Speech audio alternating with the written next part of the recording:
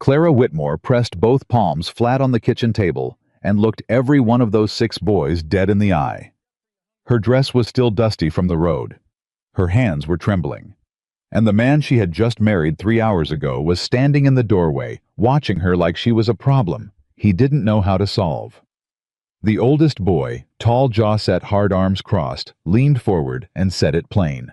"You ain't our mother. You ain't ever gonna be. And come morning you'll be gone just like the rest." Clara didn't flinch. She pulled out the one chair left at the table, sat down slow, and said, "Then I reckon you best get comfortable waiting, because I'm not going anywhere. If this story already has your heart, subscribe to this channel right now and hit that bell so you never miss a single episode. Drop the name of your city down in the comments below. I want to see exactly how far this story travels. Now let's go back to the beginning and find out what kind of woman walks into a house full of grief and decides to stay. The stagecoach rolled into Red Hollow, Montana on a Tuesday afternoon in the summer of 1887, and the town barely noticed. It was the kind of town that had stopped being surprised by anything a long time ago.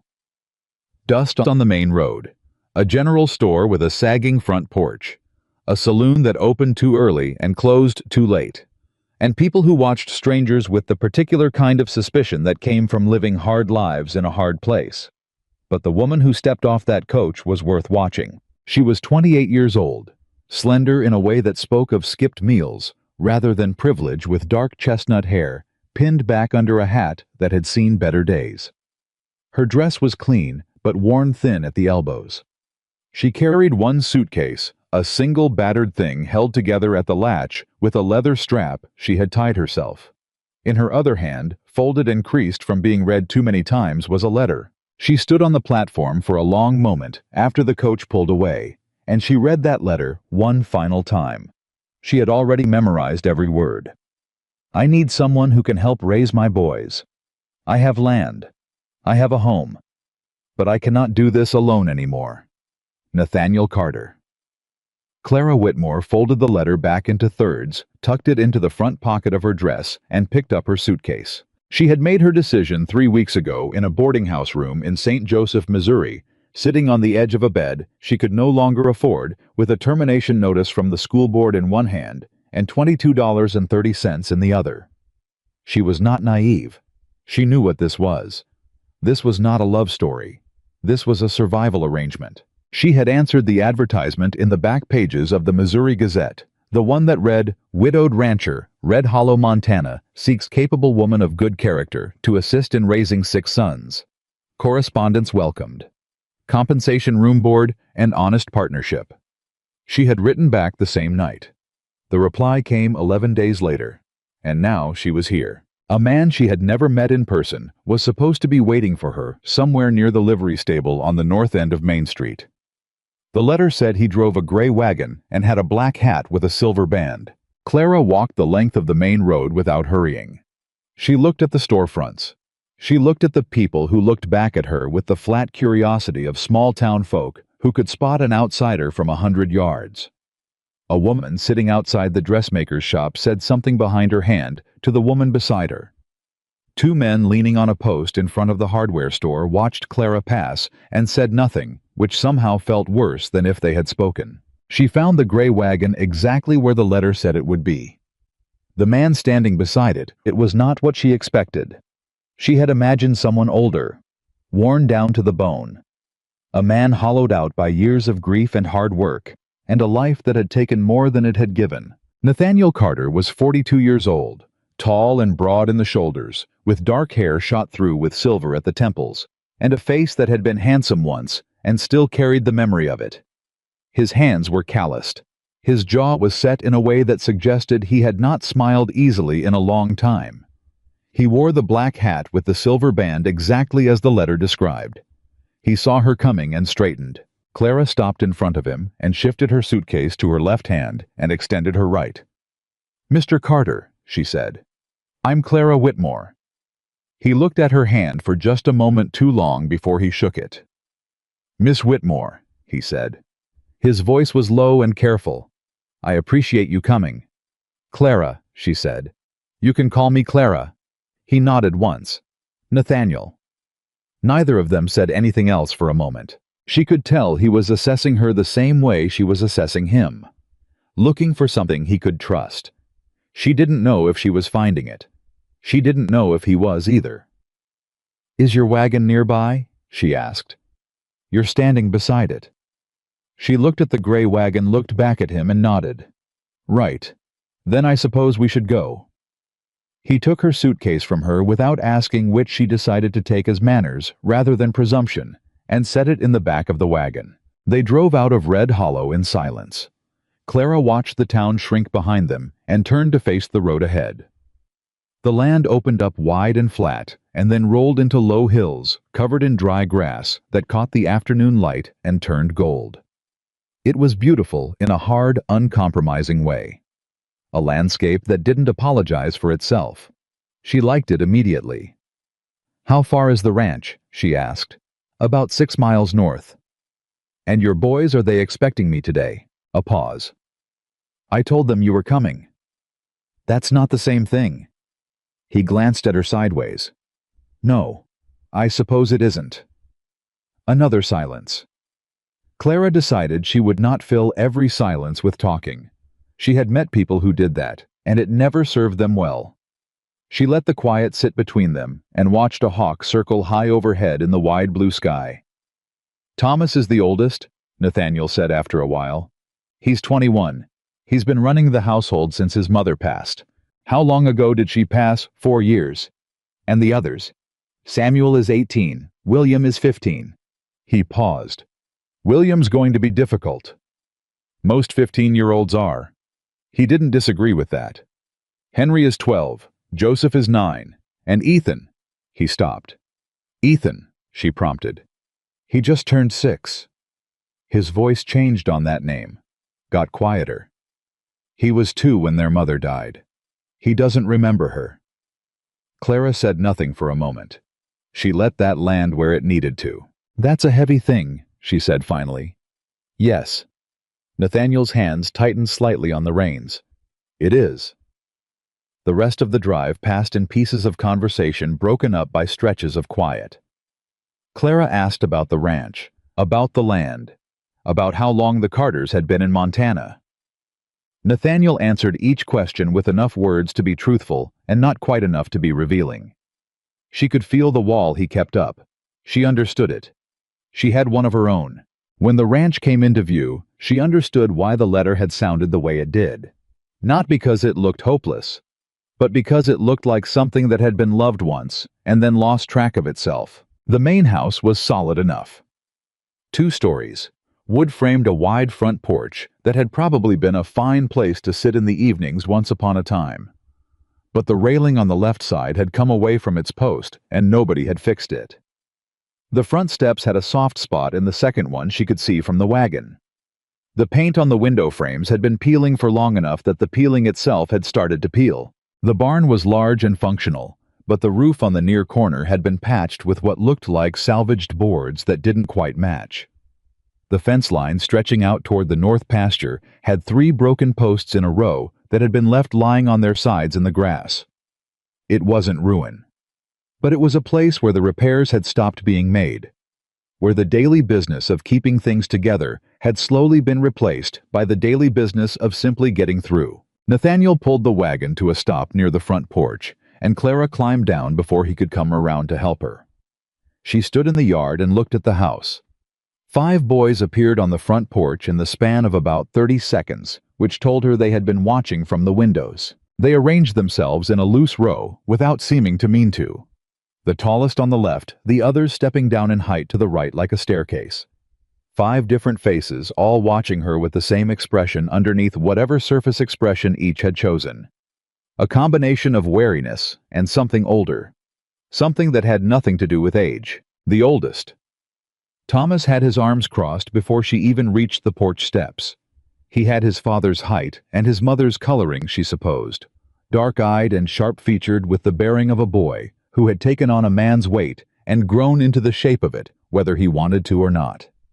The one beside him, Samuel, she guessed by age, was watching her with a kind of careful neutrality, like a man at a card table who hadn't yet decided how to play his hand. William was easy to identify because he was the one who was not pretending to be calm. His jaw was set tight, and his eyes were direct in the way that teenage boys got when they had decided to be angry at something before it had the chance to hurt them. Henry stood slightly behind William, watching from between his older brother's shoulder and the porch post. He had a quiet face, the kind that listened more than it spoke.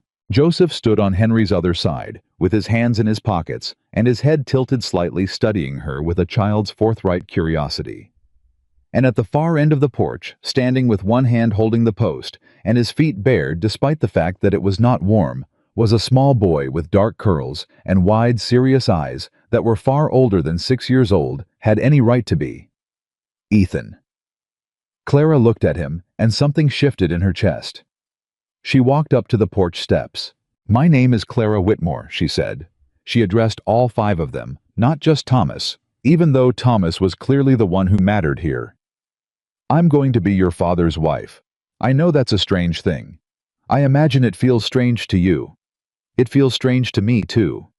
She paused. "I'm not here to pretend it doesn't." Nobody said anything.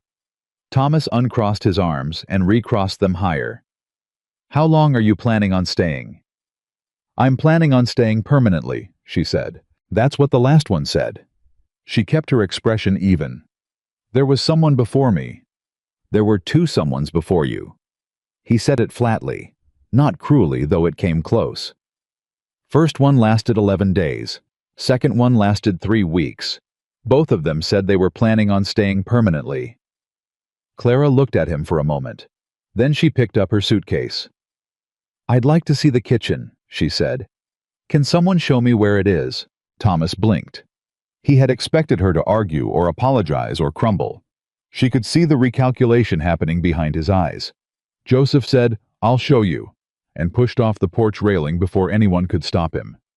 She followed the 9-year-old into the house. The inside was cleaner than she expected, and bleaker than she hoped. Someone, Thomas most likely, had kept the dust from accumulating and the floors from going unwashed.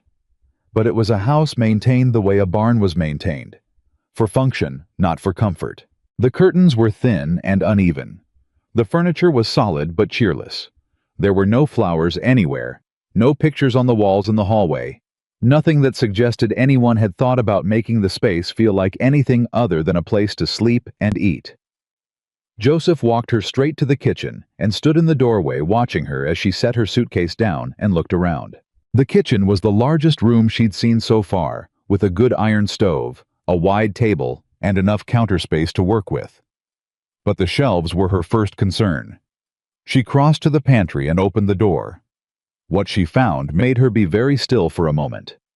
3 tins of dried beans, a partial sack of cornmeal, a small jar of lard that was nearly empty, some salt, a few dried herbs that had long since lost their color, a single potato that had started to go soft.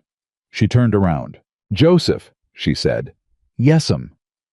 "What did you eat for supper last night?" He looked at the floor. "Cornmeal mush." "And the night before?" "Cornmeal mush," he said.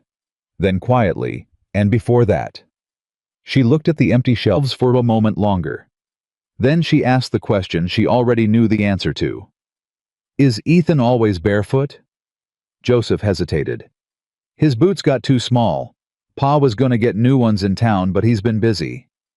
She nodded slowly. "Thank you for showing me the kitchen," she said. "You can go on." Joseph lingered in the doorway. "You're not gonna leave, are you?" he asked. His voice was carefully flat, the way children made their voices flat when they were asking about things that mattered too much. Clara looked at him. "No," she said. "I'm not." He nodded once, like he was filing that information away in a place where he would keep it but not count on it yet, and then he disappeared back into the hallway. Clara turned back to the shelves. She was still standing there thinking when she heard the soft scrape of small feet on the kitchen floor and turned to find Ethan standing in the doorway. He had followed her inside without her noticing. He stood there with his bare feet and his serious eyes, and he wasn't saying anything. He was just looking at her with the particular attention of a child who had learned to watch adults very carefully. "Hello," she said. "Hello," he said back. "Are you hungry?" He looked at the floor. He was 6 years old, and he was thinking about whether he was allowed to say yes to that question. She could see him turning it over. "It's all right," she said. "You can tell me." "Yes," he said, very small. "I am." Clara turned back to the empty shelves. She took a breath. She found her apron in her suitcase, the one thing she had packed that wasn't strictly clothing, and she tied it on over her dress. She took stock of what she had. She thought about what she could make. She rolled her sleeves up to her elbows. "Ethan," she said, "can you do something for me?" He straightened up slightly. "Yes'm." "Go out back and see if there are any eggs in the hen house. Can you do that?" He was already moving toward the back door. She heard his bare feet on the porch steps outside. She had beans to soak cornmeal to work with and almost nothing else.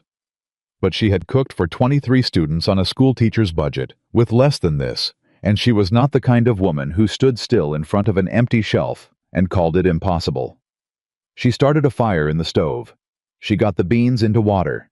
She began to work. The sounds of the house shifted around her as the afternoon moved into evening. She could hear Nathaniel outside the creak of the barn doors, the low sound of his voice talking to the horses. She heard the older boys upstairs at some point, then on the porch, then somewhere out back. Nobody came into the kitchen. Ethan came back with 4 eggs cradled carefully in his shirt held out from his belly like an offering. "That's wonderful," she told him. "Set them right there." He set them down on the counter with the concentration of a child transporting something precious, and then he stayed. He sat on the low stool near the stove, and he watched her work, and she let him watch, and after a while, she started talking, not to fill the silence, but because he seemed like a boy who needed to hear a voice in a kitchen, and she was there, and she had one. She told him about Missouri, about the school where she had taught, about the creek behind her family's house when she was a girl that would freeze solid in the winter and they would walk across it.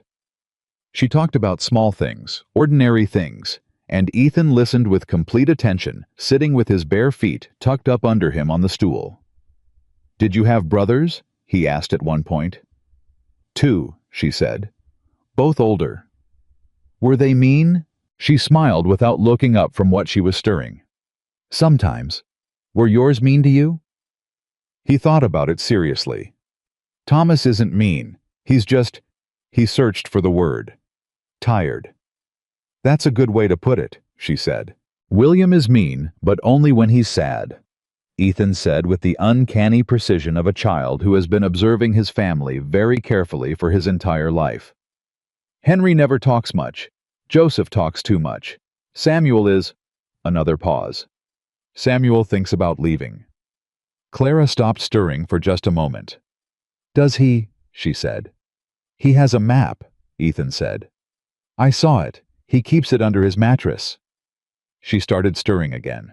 By the time supper was ready, the kitchen smelled of something beans and cornbread, and the eggs scrambled soft with the last of the dried herbs. And it was not a grand meal by any measure, but it was warm, and it was present, and it was enough. She set the table. She put a plate at every seat, including one at the head of the table for Nathaniel. Then she stood in the kitchen doorway and called out toward the house, "Supper." Silence. She waited. Joseph appeared first, coming down the stairs 2 at a time. Then Henry slower with his hands in his pockets. Then Samuel, who paused in the hallway and looked at the set table with an expression she couldn't quite read before he came in and sat down. Nathaniel came in from outside, still in his work coat, and stopped in the doorway of the kitchen when he saw the table. He looked at Clara. "I told you," he said. "You don't need to." "I know you told me," she said. "Sit down." He sat. William came in last. He stood in the kitchen doorway and looked at the table, then at Clara, then at the food, and his expression said very clearly that he had decided not to want anything from her. He sat at the far end of the table. He ate every bite on his plate. He did not say thank you, and she did not expect him to. Ethan sat beside her at the table. No one had told him to. He had simply chosen the chair next to hers, and he ate with the quiet concentration of a child who had been hungry for longer than that one evening. Nobody talked much during supper, but they were all at the table, all of them. That alone felt like something. After supper, when the boys had scattered, and Nathaniel had gone back outside to finish the evening chores, Clara cleared the table and washed the dishes in the dark kitchen with only the lantern for light. She was almost done when Thomas appeared in the doorway. He leaned against the frame with his arms crossed, watching her. She could feel his eyes on her back, careful and measuring. "You want to know something?" he said. She kept washing. "I expect you're going to tell me." The first woman Pa brought here, woman from Billings, she lasted 11 days because William put a dead snake in her room. Clara set the dish in her hand down carefully and dried her hands on her apron. She turned around. Thomas looked at her steadily. His expression wasn't cruel. It was warning. "The second woman lasted 3 weeks," he continued. "She left because Henry stopped talking entirely, and it scared her." "Did he stop talking to scare her, or did he stop talking because he was scared himself?" Clara asked. Thomas was quiet for a moment.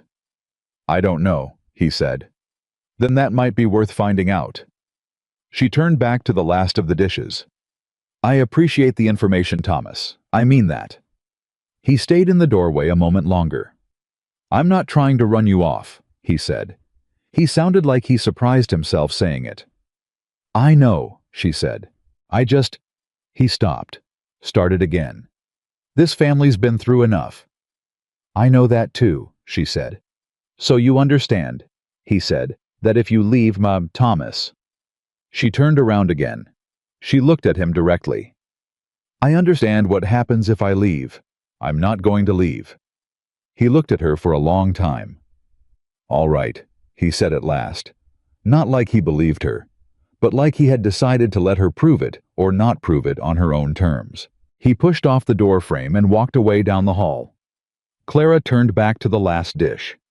Outside, the Montana sky had gone dark and enormous, and the stars had come out hard and bright, the way they did out here, away from any town's light, and the ranch sat quiet in the middle of all that space. She dried the last dish. She hung up her apron. She picked up the lantern and went upstairs to find the room Nathaniel had told her would be hers, plain and small, with a window facing east, so she would have morning light. She set the lantern on the windowsill and sat on the edge of the narrow bed and looked out at the darkness. She had known this would be hard. She had not quite understood yet what kind of hard. But she had also known something else.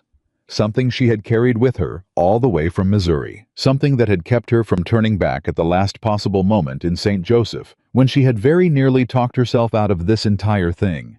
She had known what it was to be somewhere she did not belong. She had known what it was to feel like a person whose presence made no particular difference to the world. And she had decided firmly, finally, without drama, that she was not going to let that be the whole of her story. She lay down on the narrow bed in her clothes, too tired to change. She listened to the sounds of the house settling around her. Somewhere down the hall, she heard Ethan cough once in his sleep. She heard William's footsteps going past her door, deliberate a little loud, the walk of a boy who wanted her to know he was there and wasn't afraid of her. She heard Nathaniel come in downstairs, heard the slow sounds of the house getting ready for the night. And then everything went quiet. Clara stared at the ceiling. Tomorrow would be the real beginning. Tonight was only arrival. She closed her eyes. She thought about the 6 eggs Ethan had carried in from the henhouse, like they were something precious. She thought about the way Joseph had asked his question. "You're not going to leave, are you?" with that careful flatness that children used when they were protecting themselves from hoping too much. She thought about Thomas standing in the kitchen doorway with his arms crossed, warning her away and asking her to stay in the same breath. She thought about the empty shelves in the pantry. Tomorrow, she would need to talk to Nathaniel about supplies. Tomorrow, she would need to figure out the range of what she was actually dealing with here. The finances, the animals, the land. Tomorrow, she would need to find a way to make William not hate her, or at least make him feel less like he had to. And tomorrow, she would find Ethan a pair of boots that fit. But that was tomorrow. Tonight she lay in the dark, and she breathed, and she let the house be strange around her, and she did not let herself feel afraid. She had come too far to be afraid. The Carter Ranch settled into the deep quiet of a Montana night. And somewhere in the middle of all that silence, Clara Whitmore, The woman who had arrived with one suitcase and a folded letter and a decision made in a boarding house room in Missouri closed her eyes. And stayed. She was up before the sun. Not because anyone had asked her to be. Not because there was a schedule posted on the wall or a bell that rang or a foreman who expected her at a certain hour. She was up because she had lain awake in the dark for the last hour of the night thinking about those empty shelves and lying still. While thinking about empty shelves was something she had never been able to do. She dressed in the dark. She took the lantern. She went downstairs. The kitchen was cold in the particular deep way that kitchens got cold when no one had fed the stove since the night before. She got the fire going first because everything else depended on heat, and while the stove was warming she went back to the pantry and looked at what she had to work with in the full honesty of early morning. 3 tins of dried beans. The partial sack of cornmeal, the nearly empty lard jar, the salt, the flavorless herbs, the soft potato. 4 eggs remaining from what Ethan had brought in the evening before because she had used 3 of the original 4 in last night's supper. She stood there a long moment. Then she went to the back door, unlocked it, and stepped out onto the porch. The sky was still purple dark at the edges, and the air had the clean cold bite of a Montana morning that hadn't decided yet whether it was summer or something else. She could hear the horses in the barn. She could see the dim shapes of the outbuildings, the fence lines, the open land stretching out past the house in every direction. She walked to the hen house. 12 hens. A rooster who objected loudly to her presence. 7 eggs. She walked to the root cellar she had noticed yesterday at the side of the house, pulled back the heavy door and went down 3 steps into the cool dark. There were potatoes down here. A good amount, actually, maybe 30 pounds, maybe more. A few turnips. 3 jars of something preserved that she held up to the faint light coming down from the cellar door. To identify apple preserves, 2 jars of green beans, and 1 unlabeled jar of dark red that might have been beet or might have been something else entirely. On a high shelf in the back, behind a crate of old tools, she found a cloth sack of dried corn that someone had stacked there and forgotten. She stood in the root cellar for a moment, and she recalculated. This was not nothing. This was actually something. What the Carter Ranch was suffering from was not poverty exactly. It was disorganization.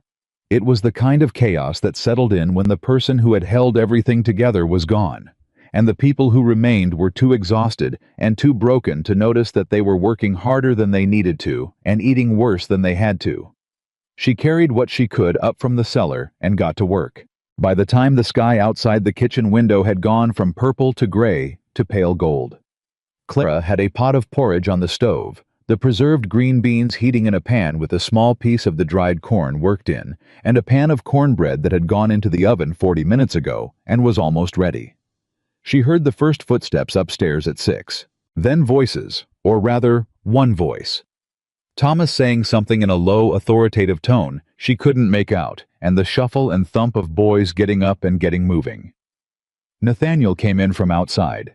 He had been up earlier than her, apparently already in the barn. His coat was dusty, and his boots left a trail of dried grass across the kitchen floor. He stopped when he smelled the food. He looked at the stove. He looked at Clara. He looked at the table which she had already set. "You didn't have to," he started. "I know," she said. "Sit down." He sat. Joseph came through the door next and went directly to his chair without being told. Henry followed slower and took his place. Thomas came down the stairs and stood in the kitchen doorway, looking at the set table with an expression that was working hard not to show anything. "Where's William?" Clara asked. "Still upstairs," Thomas said. "Would you call him down?" Thomas's jaw tightened very slightly. "I can try." I went to the bottom of the stairs and raised his voice. "William, breakfast." Silence from above. "William." "I'm not hungry," came the voice from upstairs. Flat. Deliberate. Clara took the cornbread out of the oven, set it on the counter, and cut it into squares. She put the largest square on a plate and set it at the place at the table that no one had taken yet, the seat nearest the window, the one farthest from hers. She put a spoonful of the apple preserves beside it. Then she went to the bottom of the stairs herself. "William," she said. A long pause. "What?" "I found the apple preserves your mother put up in the root cellar. I heated some. If you don't want any, that's fine, but I'm not saving it." Another pause. Longer this time. She went back to the kitchen. 2 minutes later, William came downstairs. I didn't look at her. He walked to the table, sat down in the chair by the window, and looked at the plate with the apple preserves, like he was trying to decide if being interested in it was a betrayal of something important. He picked up his fork. He ate the entire portion of apple preserves before anything else. Clara watched nothing. She was busy dishing out the porridge. But she noticed. Nathaniel was watching too. "The root cellar has a fair amount in it," Clara said, addressing the table in general. 30 pounds of potatoes, maybe more, 3 turnips, preserved vegetables, and a sack of dried corn that I expect nobody's thought about in a while." "That was from 2 summers ago," Samuel said. He had come down during the commotion about William taking his seat quietly. "We put it up, but then nobody—" He stopped. "Nobody got around to using it," Thomas finished. There was something careful in his voice. "Well, we'll use it now," Clara said. She sat down. "I'll need to go to town for some things. Flour, sugar, proper salt pork. Dried beans if there's money for it." She looked at Nathaniel when she said the last part. She kept her voice practical and even making it a logistical conversation and not a personal one. Nathaniel set down his spoon. "I can give you what I can spare," he said. His voice was very level. "It won't be much." "How much is not much?" he told her. It was not much, but Clara had grown up poor in a way that Nathaniel Carter, who had land, even if the land was struggling, had not. She knew exactly what you could do with not much. "I can work with that," she said. William looked up from his plate for the first time since he'd sat down. He looked at her with the expression of a boy who had expected her to flinch, and she hadn't, and he didn't know what to do with that. "There's flour at Garver's General," Thomas said. "He'll let us put it on account." "How much is on the account already?" Clara asked.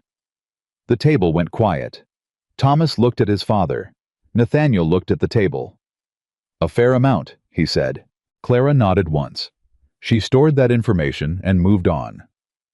"After breakfast," she said, "I'd like someone to show me the full property, the barn, the pastures, the condition of the fences, everything." "I'll do it," Samuel said. He said it quickly before anyone else could, and something shifted in the air at the table. Something that she couldn't read completely yet, but that had to do with the way the other boys looked at Samuel when he spoke, a kind of watchful waiting. "Thank you," she said. "That would help." Breakfast continued. It was not comfortable exactly, but it was present, and it was fed, and for the time being, that was enough. She and Samuel walked the property after the dishes were cleared, and he showed her everything without her having to ask twice for anything, which told her he was either naturally forthcoming or specifically trying to help her understand something. She thought it was probably both. The cattle herd was down to 63 head from a peak of over 100, he told her. Disease had taken some 2 years back. A bad winter had taken more. The ones that remained were decent animals, but they weren't being managed as well as they could be. The north fence had been in disrepair for the better part of a year. The hay stores were adequate but not comfortable. The small vegetable plot on the south side of the house had been completely abandoned. The soil was still good, she could see that, dark and deep, the kind of soil that would produce well if someone put work into it. But it had been unplanted for going on 3 years. "Who planted it before?" she asked. Samuel was quiet for a moment. They were standing at the edge of the old plot, looking at the weedy patch of nothing it had become. "My mother," he said. She didn't push on that. They walked the fence line on the north pasture. 3 of the posts were down, and several more were leaning, and the wire had come away from the post in 2 places. It wasn't catastrophic. It could be fixed in a day with the right materials, but it was the kind of thing that was expensive to ignore. "How much of this is your father seeing every day?" she asked. Samuel looked at her. He had his mother's coloring like Thomas, but something softer in the eyes, a quality of observation that hadn't turned into hardness yet. "He sees it," he said. "He just doesn't have the energy to get to all of it." "Something like that." She looked at the fallen fence posts. "Samuel," she said, "what would you fix first if it were you?" He looked at the fence, then back toward the house, then out at the cattle in the pasture. He thought about it. She could see him taking it seriously. "The fence," he said. "Because if we lose cattle through that gap, we lose money we can't get back." "Then that's where we start," she said. He looked at her with something she hadn't seen in his face before. "We," he said. "Unless you'd rather do it alone," she said. He almost smiled. Not quite, but almost. That afternoon, she found Thomas in the barn, doing something to the harness on the bay mare that involved a great deal of concentrated attention and very little actual progress. She had the feeling he had been in the barn for a while. She had the feeling the barn was where Thomas went when he needed to be somewhere that wasn't the house. She sat down on a hay bale without being invited. He kept working on the harness. "How long have you been running this household?" she asked. "Since I was 17, he said. "That's 4 years. "I know how old I am." "I'm not questioning it," she said. "I'm saying 4 years is a long time to carry something that was never supposed to be yours to carry." He stopped working on the harness. He didn't turn around. "Somebody had to," he said. "Yes," she said. "Somebody did. And you did it. But Thomas, you're 21 years old." He turned around then. His eyes were sharp and careful. "What's your point?" "My point," she said, "is that you've been the adult in that house since you were a boy, and nobody ever thanked you for it properly. And I imagine you've gotten so used to being in charge that having someone else come in and take over anything at all probably feels like you're failing at something." He stared at her. "I'm not here to take over," she said. "I'm here to help. There's a difference." A long silence. "The last woman who came here," he said, "told us she was going to make everything better. She reorganized the kitchen. She moved all the furniture around. She told Pa that what the boys needed was discipline and structure, and that she was going to provide it." He paused. "Henry didn't speak for 2 weeks after she left." "I know," Clara said. "You told me." "I'm telling you again. I heard you both times." She stood up. "What does Henry like, not what he used to like? What does he like now?" Thomas looked at her. "What?" "Henry. Your 12-year-old brother who doesn't talk much. What does he care about? What makes him come alive?" Thomas was very still. "He used to like drawing," he said slowly. "He drew all the time when he was little. Birds mostly. All kinds. He could identify every bird on this property by sight." "Does he still draw?" "I don't know," Thomas said. And the way he said it, the honesty of not knowing the faint shadow that crossed his face when he said it, told her more about this family than almost anything else had so far. "Okay," she said simply. She headed for the barn door. "Why are you asking about Henry?" Thomas called after her. "Because he's the one I'm most worried about," she said. And she walked back toward the house. She found Henry on the porch. He was sitting on the bottom step with a stick drawing lines in the dirt, and he looked up when she came out of the barn and then looked back down immediately. The way he did like eye contact was something he had to budget carefully. She sat down on the step beside him. Not close enough to crowd him. Close enough to be present. She said nothing. He said nothing. She watched what he was drawing in the dirt. Lines that turned into shapes. Shapes that became, she leaned slightly, a bird. A hawk, she thought, or an eagle the wingspan caught in a few confident strokes that were better than they had any right to be from a stick in the dirt.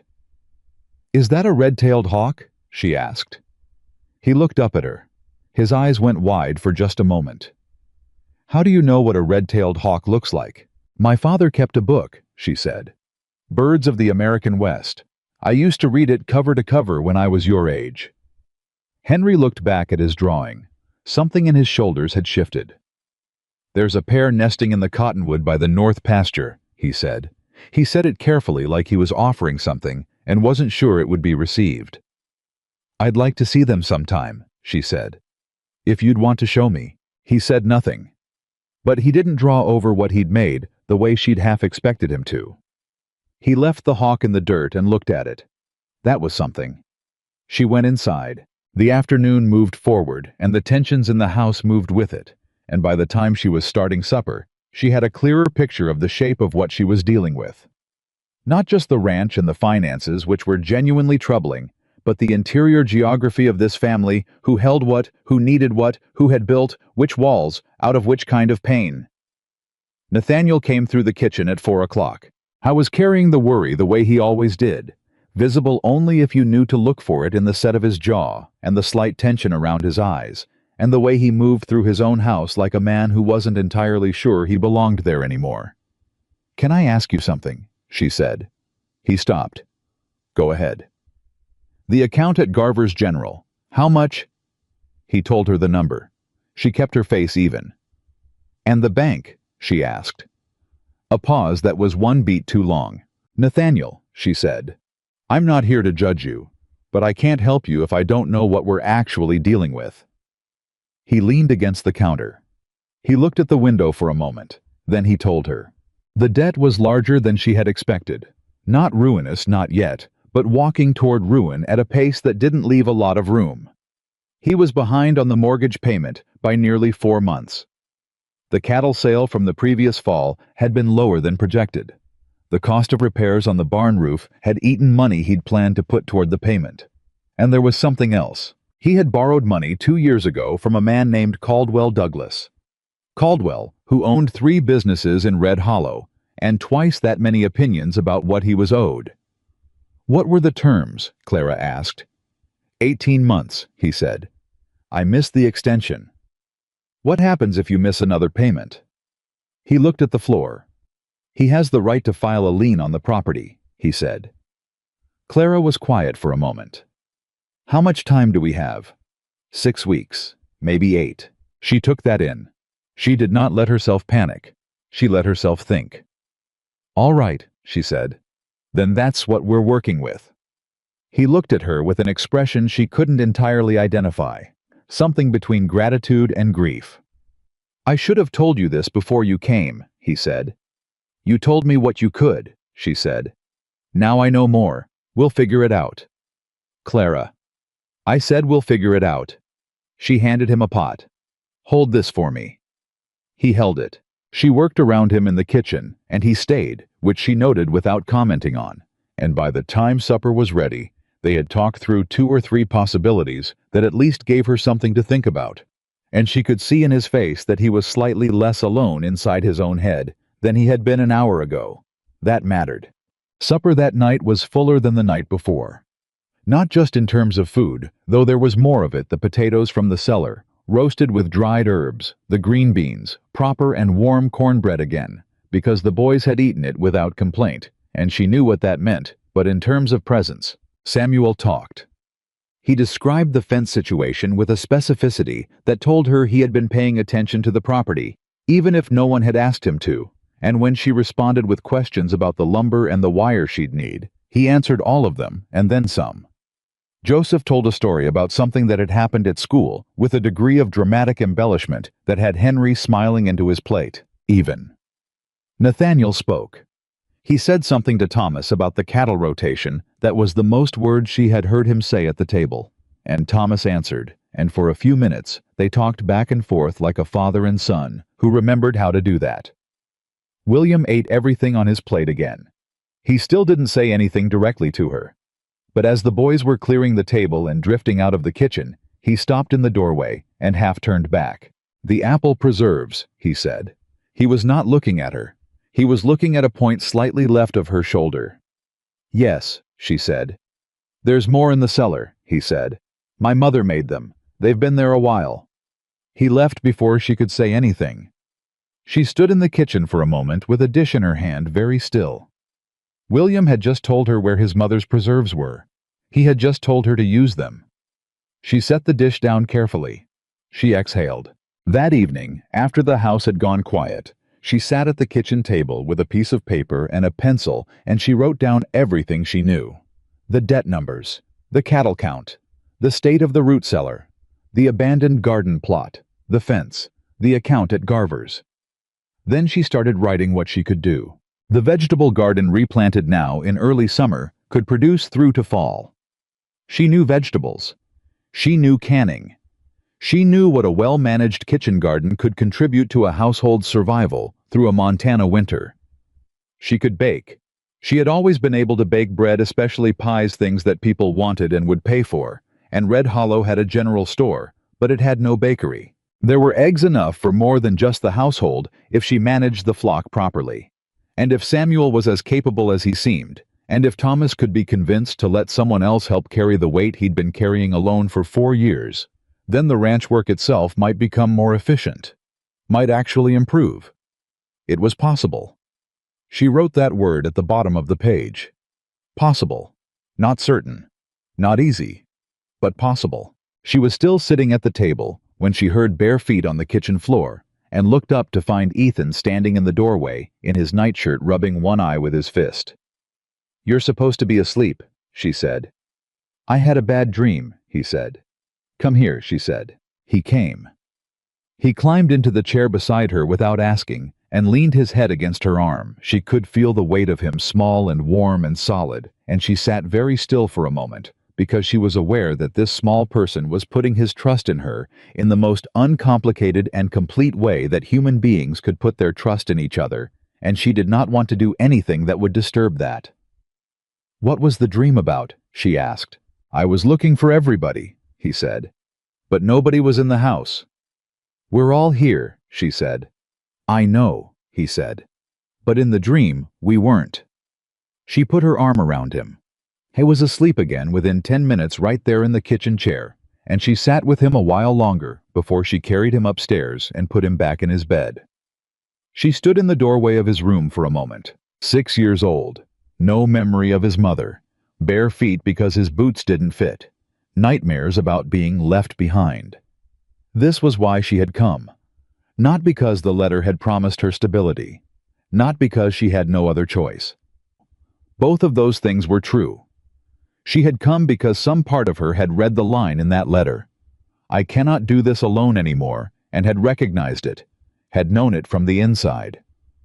She went back to her room. She lay down in the dark. She thought about Douglas Caldwell and his lien. She thought about the fence and the cattle and the account at Garver's. She thought about Samuel's map under his mattress and Thomas's tired arms and William's careful cruelty and Henry's birds and Joseph's stories and Ethan's nightmares.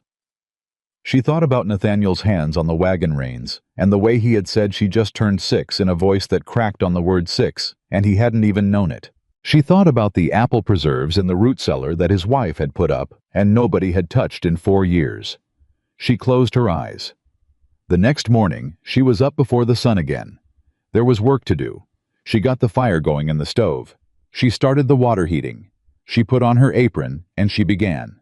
3 days passed that way. 4. 5. Each morning earlier than the one before, each evening later. The pattern of the household began to shift around her.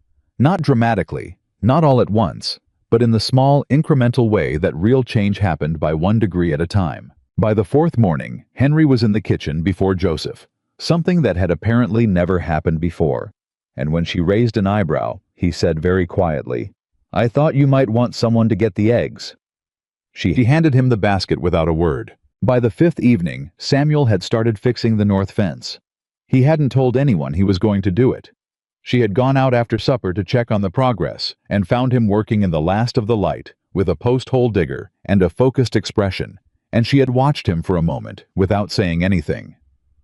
"You're going to lose the light," she said. "I know," he said. "I've got one more post." "I'll bring a lantern," she said. She went back to the house and got the lantern and brought it back out and held it while he drove the last post. And they didn't talk much, but when it was done, he looked at the repaired section of fence in the lantern light with something she recognized as quiet satisfaction. "Good work," she said. He didn't say anything, but he stood a little straighter. On the 6th day, she started digging the garden. She was on her knees in the dirt with a trowel working the old soil up when she heard someone behind her and turned to find William standing a few feet away, with his arms crossed, watching her. She went back to digging. "What are you planting?" he asked. "Beans first," she said. "Squash. Tomatoes if I can find the starts." "There's a crate of old seed packets in the root cellar," he said, "on the shelf behind the preserves." She stopped digging and looked at him. I was still looking at the dirt, not at her. His jaw was set in the familiar way, but he was still there. "Can you go get them?" she asked. He uncrossed his arms. He went. She turned back to her digging and pressed her lips together to keep from smiling too broadly where anyone might see. William came back with the seed packets and set them beside her on the ground without comment. "Some of those are probably too old," he said, looking them over.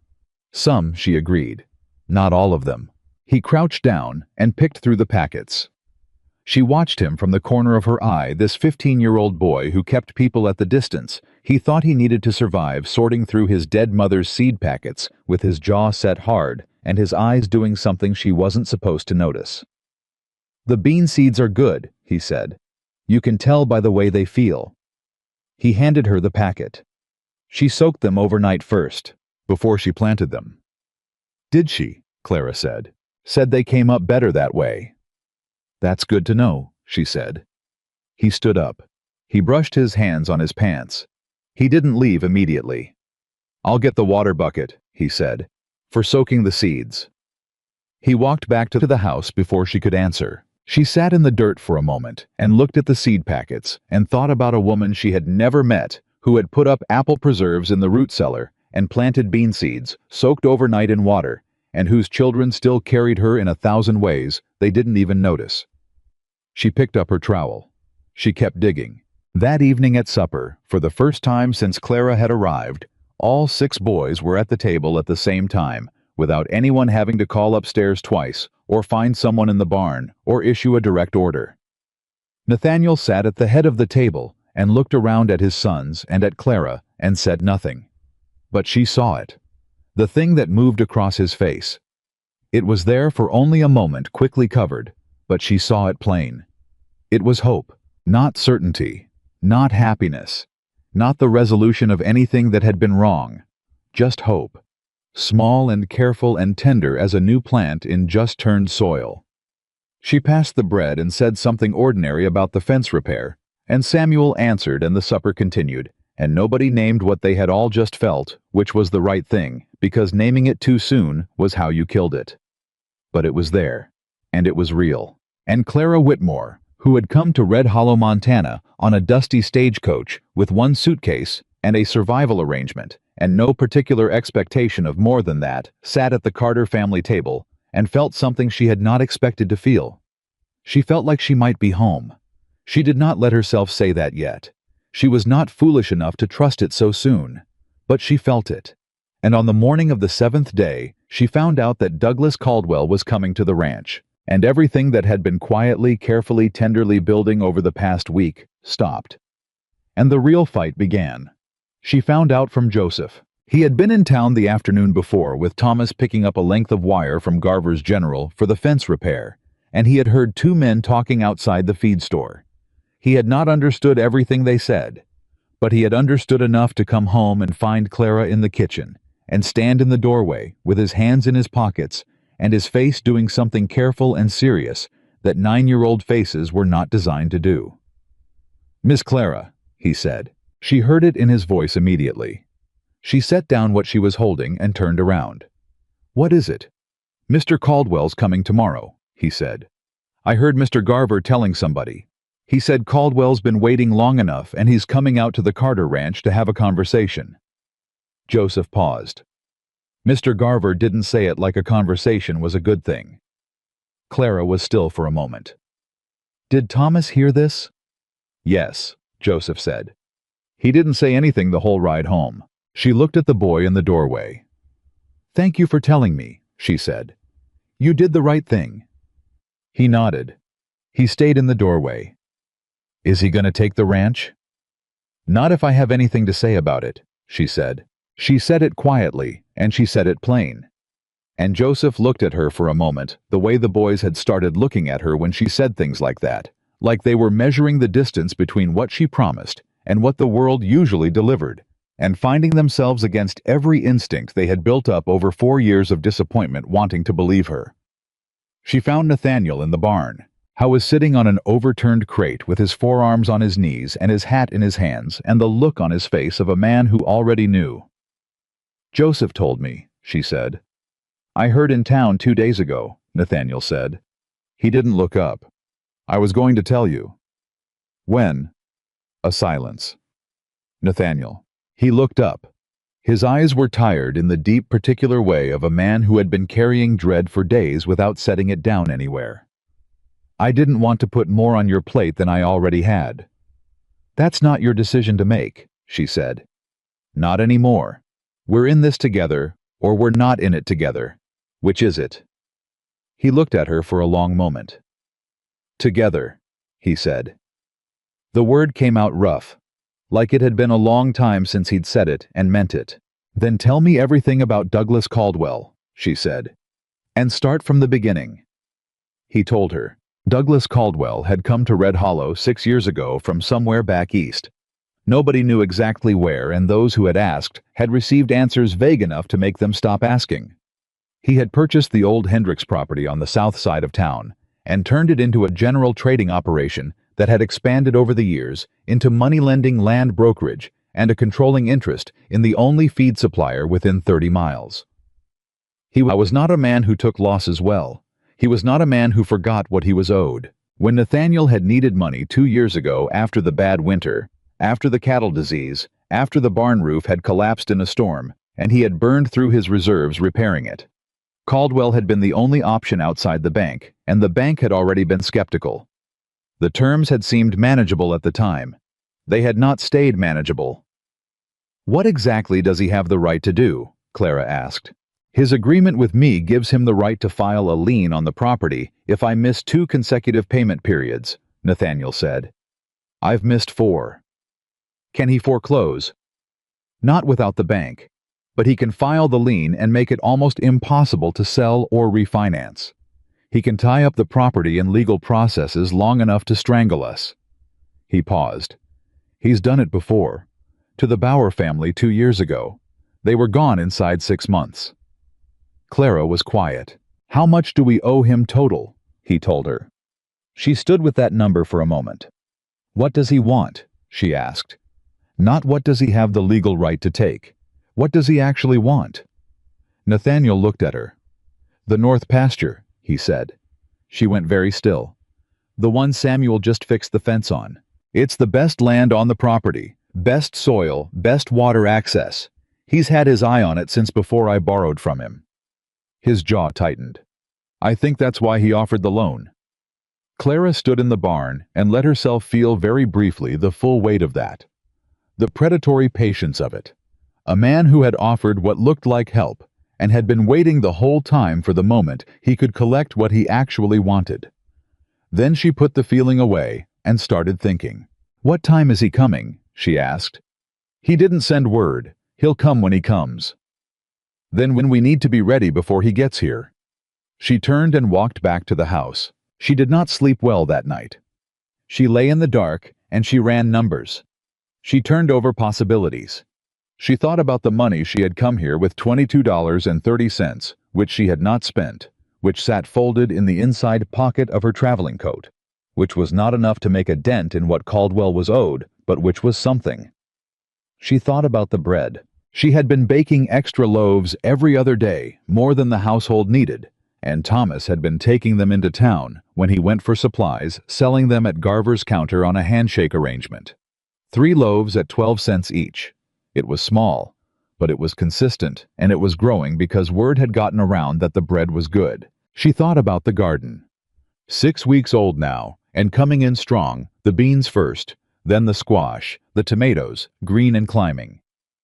She had been canning the surplus green beans from the cellar stores and putting up new jars every week. She thought about the 12 hens producing 7 eggs a day, and the fact that she had been selling the surplus to Garver's as well at 9 cents a dozen, and that she had a reliable buyer in Mrs. Aldrich from the millinery who sent her daughter by once a week for 2 dozen.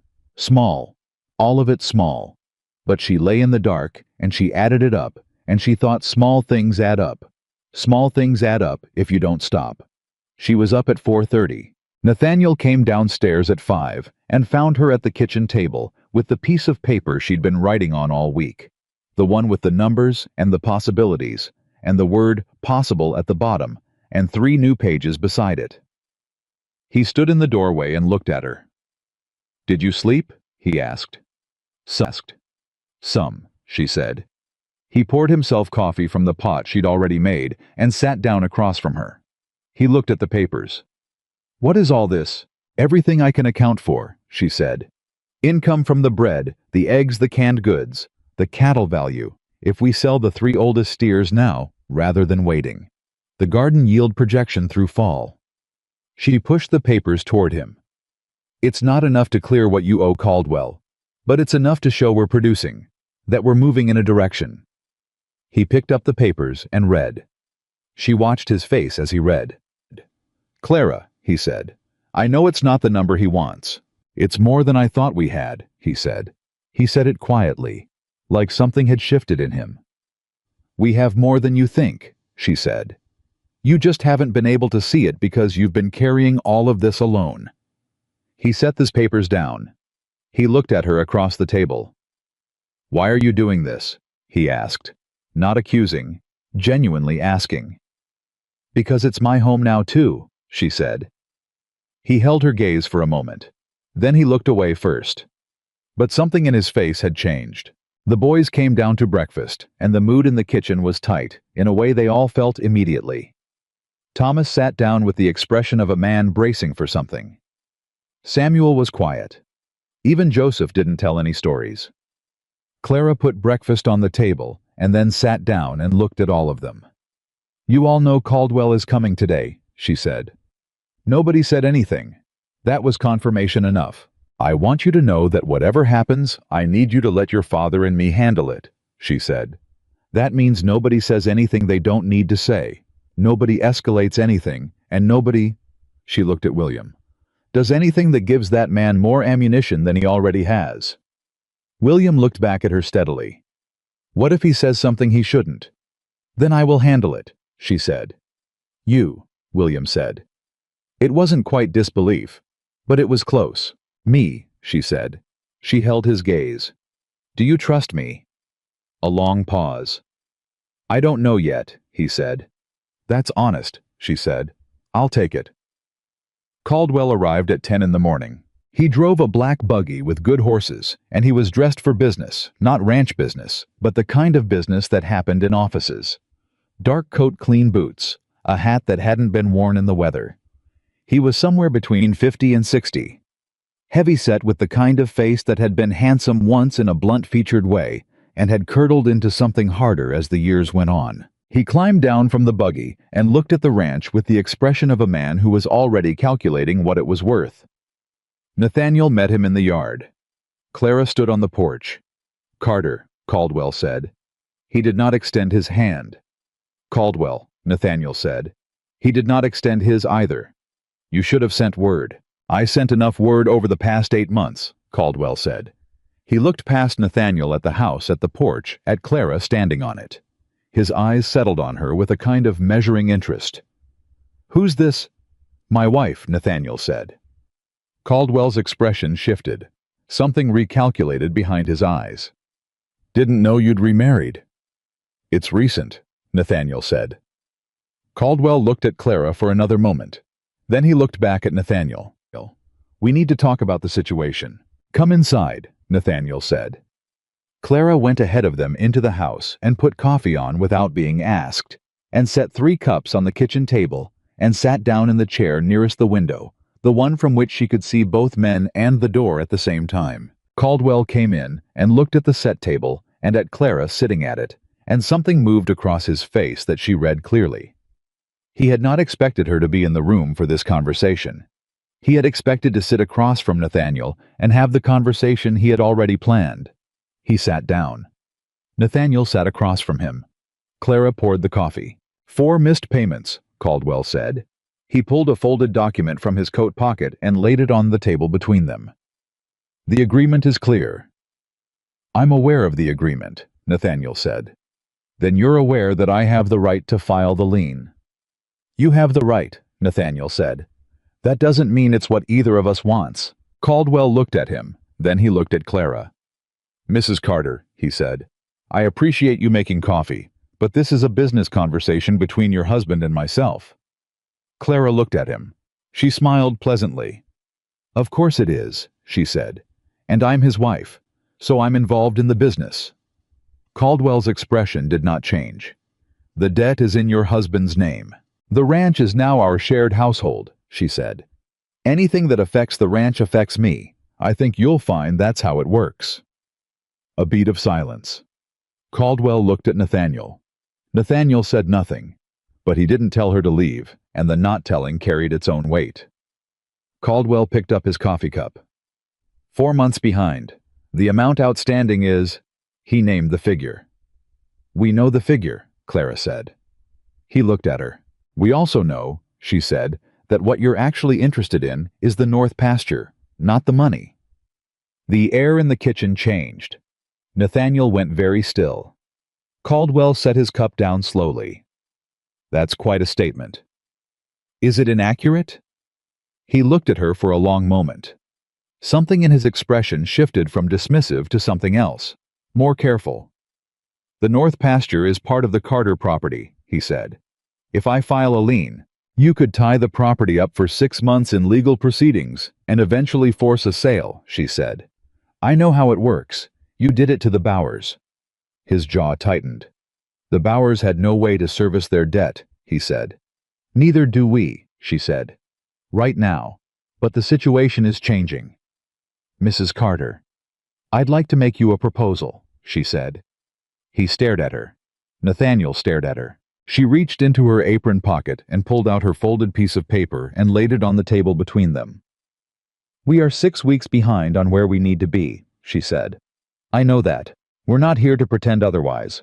What I want to show you is what has changed in the last 3 weeks since I arrived and what I project will change over the next 6 months." She walked him through it. The bread sales, the egg income, the canning surplus, the cattle schedule, the garden yield. She spoke calmly and specifically with numbers without apology. She let the picture build the way it built when you looked at it honestly. Caldwell listened. I was not a man who was easily impressed. She could see that. But she could also see him processing the numbers the way a businessman processed numbers, unconsciously, automatically, the calculation happening behind his eyes, whether he wanted it to or not. "This is what one woman with an apron and a root cellar has built in 3 weeks, she said. "Imagine what 6 months looks like." "This doesn't cover the outstanding amount," he said. "No," she said. "It doesn't. What it covers is a substantial portion of the first 2 overdue payments if you allow us to restructure the schedule. And what it shows you is a household that is producing and growing rather than declining." The agreement gives you the right to file a lien," she said. "It doesn't obligate you to. You have the option to work with us toward a resolution that is financially better for you than a lien process that ties up a property for 6 months and costs you legal fees and time." She paused. "You're a businessman, Mr. Caldwell. A lien is a weapon. This," she tapped the paper, "is a deal." Caldwell looked at her for a very long time. Nobody in the kitchen spoke. From somewhere upstairs came the very faint sound of floorboards. The boys she knew, positioned in the hallway above them, listening to every word through the thin floor. She had known they would be there. She had spoken accordingly. "You have a persuasive wife, Carter," Caldwell said. He did not say it as a compliment exactly, but there was something in his voice that was not what it had been when he walked in. Nathaniel said quietly, "She usually gets there before I do." Caldwell looked at the paper again. He turned it slightly to read a column of figures. He drummed 2 fingers on the table once. "I'll agree to a 60-day extension," he said. "Not a restructure, an extension. If you miss any portion of the agreed payment at the end of 60 days, the lien process begins immediately. No further negotiation." Clara looked at Nathaniel. Nathaniel looked at her. "Agreed," she said. Caldwell folded his document back into his coat. He picked up his coffee and finished it. He stood. "I'll have my man draw up the amendment," he said. "I'll send it out this week." "We'll be here," she said. He looked at her one more time at the door. There was something in his expression she couldn't entirely read, not respect, not quite, but something adjacent to it. The look of a man who had underestimated something and was revising. "Carter," he said to Nathaniel, "you've got more going on here than I thought you had." He left. The black buggy rolled out of the yard. Clara stood on the porch and watched it go. Behind her, the front door opened and Joseph came bursting out. "Did we win?" he demanded. "Did you win?" "We bought time," she said. "That's not the same as winning." "But we're not losing today." She looked at him. "No," she said. "Not today." He pumped his fist once privately at his side, like a boy trying to be restrained about something he was very not restrained about. She went back inside. The kitchen felt different without Caldwell in it. Larger. The boys had come downstairs while she'd been on the porch, and they were arranged around the room. Thomas standing at the counter, Samuel in the doorway, Henry by the table, William in the corner near the window, Ethan on his stool. Nathaniel was standing in the middle of the room. He looked at Clara when she came in. "You knew about the north pasture," he said. "How?" "You told me it was the best land," she said. "And then you told me he'd had his eye on it. The rest was just logic." He could have walked away from that table angry. He could have, she agreed. But he didn't. "You were betting on him being more interested in the money than in being right." "I was betting on him being a businessman," she said. "Which he is." Thomas said from the counter, 60 days is not a lot of time." "No," she said. "It isn't. So we need to work harder than we have been." "We're already working hard," Samuel said. "Harder than that," she said. She looked around the room at all of them. At Nathaniel, at the 5 older boys, at Ethan on his stool with his bare feet tucked up under him. "All of us together, not each of you separately. Together." Something passed through the room. Something that was not yet agreement, but was moving in that direction. William said from the corner, "What do you need?" She looked at him. He was leaning against the wall with his arms crossed, his jaw set in the usual way. But he was looking at her directly. And he had asked. "I need the cattle sale moved up," she said. "The 3 oldest steers before the fall market. Samuel, can we get a fair price if we take them to Billings rather than selling local?" "Better price in Billings," Samuel said. $30, maybe $40 better per head." "Then that's where they go," she said. "I need the garden harvesting accelerated, Henry. I know you've been watching the squash come in. I need to know how much we can realistically put up before the end of summer." Henry blinked. He had not expected to be addressed directly in a strategy conversation. 50 jars, he said after a moment. "Maybe 60 if the late tomatoes come in strong." "Good," she said. "Thomas, the bread sales at Garver's. I need you to ask him if he'll take 5 loaves a week instead of 3. Tell him we'll reduce the price slightly for volume." Thomas looked at her. "He might say yes," he said slowly. "His wife used to bake for the store. She's been ill this year." "Then he needs us," she said. "And we need him. That's the basis of a good arrangement." She looked at all of them. 60 days, she said. "That's what we have, and we're going to use every one of them." The room was quiet for a moment. Then Ethan said from his stool in his small, serious voice, "I can help with the eggs." Everybody looked at him. "I've been getting them every morning," he said. "And I know where the hen with the speckled feathers hides hers. She goes behind the old feed box. Nobody checks there." Joseph let out a short laugh. Henry smiled into the floor. Even William in the corner uncrossed his arms. Nathaniel looked at his youngest son, and something moved through his expression, quick and deep there, and gone, that Clara stored carefully in the part of herself that was paying attention to what this family needed most. He needed to see them, not just provide for them, actually see them. "Good man, Ethan," Nathaniel said. Ethan sat up straight on his stool like someone had put a spine in him. The kitchen began to move again. Boys dispersed to their work. Nathaniel followed Thomas outside to discuss the cattle. The house filled with the ordinary sounds of a household in motion. Clara stood at the counter. Samuel stopped beside her on his way out. "That was something," he said quietly. "It was a 60-day extension," she said. "That's not what I meant," he said. He went outside. She stood alone in the kitchen for a moment. She thought about what it had felt like to sit across from Douglas Caldwell with her piece of paper and her numbers and her carefully built argument, and to feel the room shifting, to feel the weight of what he held, balanced against what she was offering, and to watch him very slowly tip toward reason. She had been afraid. She had not shown it. but her hands had been flat on the table, because if she'd held them in her lap, they would have been shaking. She pressed them flat on the counter now and took a breath. 60 days. She picked up her apron. She went back to work. But something had shifted in the house, and she could feel it. Not just in the movement of the boys, not just in the way Thomas had listened, and Samuel had calculated, and even William had asked what she needed. It was something less visible than any of that.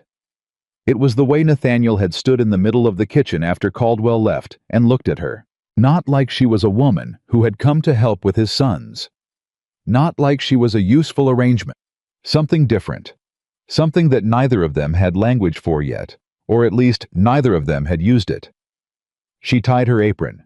She started on the bread dough. The days that followed moved with a new urgency that was different from the grinding, exhausted forward motion the Carter Ranch had been managing before. This was directed. This had a deadline. And there was something about a shared deadline. Clara had learned that could do what months of gentleness sometimes couldn't. It could make people work together who had forgotten how. Thomas went to Garver's and came back with an agreement for 5 loaves a week. He reported it to Clara with the careful neutrality he used for everything, but there was something underneath it. A faint satisfaction, the look of a man who had gone into a negotiation and not lost. Samuel drove the 3 steers toward Billings with a ranch hand from the neighboring property who agreed to accompany him in exchange for a fair split of the travel cost. He was gone 4 days. He came back with $114, which was $32 more than the best local offer would have been, and he put the money on the kitchen table in front of Clara with a look on his face that was the closest thing to triumphant she had seen from him. The garden gave what Henry had projected and then went slightly past it. Clara canned until her arms ached. Ethan got the eggs every morning, including from behind the old feed box, and he reported the count to Clara at breakfast with the seriousness of a boy conducting important business. And slowly, not dramatically, not all at once, the number on Clara's piece of paper began to move. It was at the end of the 3rd week, on an ordinary Tuesday evening, when the supper was just supper and nobody was in crisis, and the light coming through the kitchen window was gold and low, that William sat down at the kitchen table while she was working and said without preamble, "I want to learn to bake the bread." Clara kept kneading. "Then pull up a stool," she said. He pulled up a stool. She taught him. How was not naturally patient. He worked the dough too hard, at first impatient with the process, but he was precise when he wanted to be, and he asked questions that showed he was actually thinking about what he was doing, rather than just going through the motions. By the end of the evening, he had produced a passable loaf. He looked at it. "It's not as good as yours," he said. "It's your first one," she said. "Mine weren't either." He was quiet for a moment. "My mother tried to teach me once," he said. "I didn't want to learn." He paused. "I was 12. Clara said nothing. She let that sit where it needed to sit. "I should have let her teach me," he said. Very quiet. "You were 12, she said gently. "Still," he said. She looked at him. This 15-year-old boy with his jaw always set tight, and his arms always crossed, and his careful cruelty that was really just grief-wearing armor. "She knew you loved her," Clara said. 12-year-olds don't have to say it right." He looked at the loaf of bread. His jaw worked for a moment. "You didn't know her," he said. "No," she said. "But I know you. And I can see her all over you. The way you took care of those seed packets. The way you knew how she soaked the beans." She paused. "She's still here, William. She's in all of you." He didn't say anything, but he didn't leave the kitchen either. He sat on the stool beside her for another hour while she worked, saying very little present in the way that meant more than talking. And that night at supper, for the first time since Clara had arrived at the Carter Ranch, William passed her the bread basket without being asked. He just reached over and put it in front of her. He didn't look at her when he did it. But Thomas saw. And Samuel saw. And across the table, Nathaniel saw. Nobody said a word about it. But the table felt different. It was 10 days before the 60-day deadline that Caldwell's amendment arrived by messenger, signed, sealed, formal. Clara read it line by line at the kitchen table, with Nathaniel beside her, and when she reached the end, she set it down and said, "It's clean, no hidden terms." Nathaniel picked it up and read it himself. He could have buried something in the payment schedule language, he said. He could have, she said. He didn't. He set the document down. Why do you think? He asked. She thought about it. Because he's a man who wants to win, she said. But he wants to win a fair fight, or at least one that looks like one. She paused. We gave him a deal that looked fair. He's holding to it. Nathaniel nodded slowly. Then he looked at her and said, Clara, what you did that day with Caldwell, I need you to know something. She waited. I had already given up, he said. He said it simply without drama, the way a man said a hard truth he'd been carrying too long. Before you got here, I had already decided there was nothing left to do but wait for it to end. The kitchen was quiet around them. I know, she said. You saved this ranch, he said. We saved this ranch, she said. You, me, your boys. She paused. All of us. He looked at her for a long moment. I'm glad you stayed, he said. She held his gaze. I told you I would, she said. Outside, she could hear Samuel and Thomas working in the yard, the sounds of the fence repair that had spread from the north pasture to the east line, now that Samuel had the momentum going. She could hear Joseph somewhere near the root cellar talking to Henry about something she couldn't make out. She could hear Ethan singing a small, tuneless song near the henhouse. And somewhere in the house, she could smell bread. William's second loaf in the oven, better than his first. She could tell already. William's second loaf was better than his first. Clara knew it the moment she cut into it. The crust had the right sound, a firm crack that gave way to something soft and even inside. And William stood at the counter watching her cut it with his arms crossed and his jaw set in the usual way, but his eyes were doing something different. Well, he said. She tasted it. She looked at him. Garver's customers are going to ask who made this, she said. He looked away immediately, like the compliment was something he needed to get distance from before he could deal with it. But the line of his shoulders changed. Something loosened. It's just bread, he said. Just bread is what keeps this family going right now, she said. Don't underestimate just bread. He picked up the remaining heel and ate it standing at the counter. And for a moment, just a moment, he looked exactly like what he was, a 15-year-old boy who had done something right and wanted someone to notice. She noticed. She didn't make a production of it. She simply moved on because William was the kind of boy who needed things said once and clearly and then left alone to settle. But she noted it. She stored it. And she thought this is how it happens. Not in the grand gestures. In the bread. The 49th day of the 60-day extension fell on a Thursday. Clara had known the date was approaching, the way you knew a storm was coming in Montana, not by seeing it yet.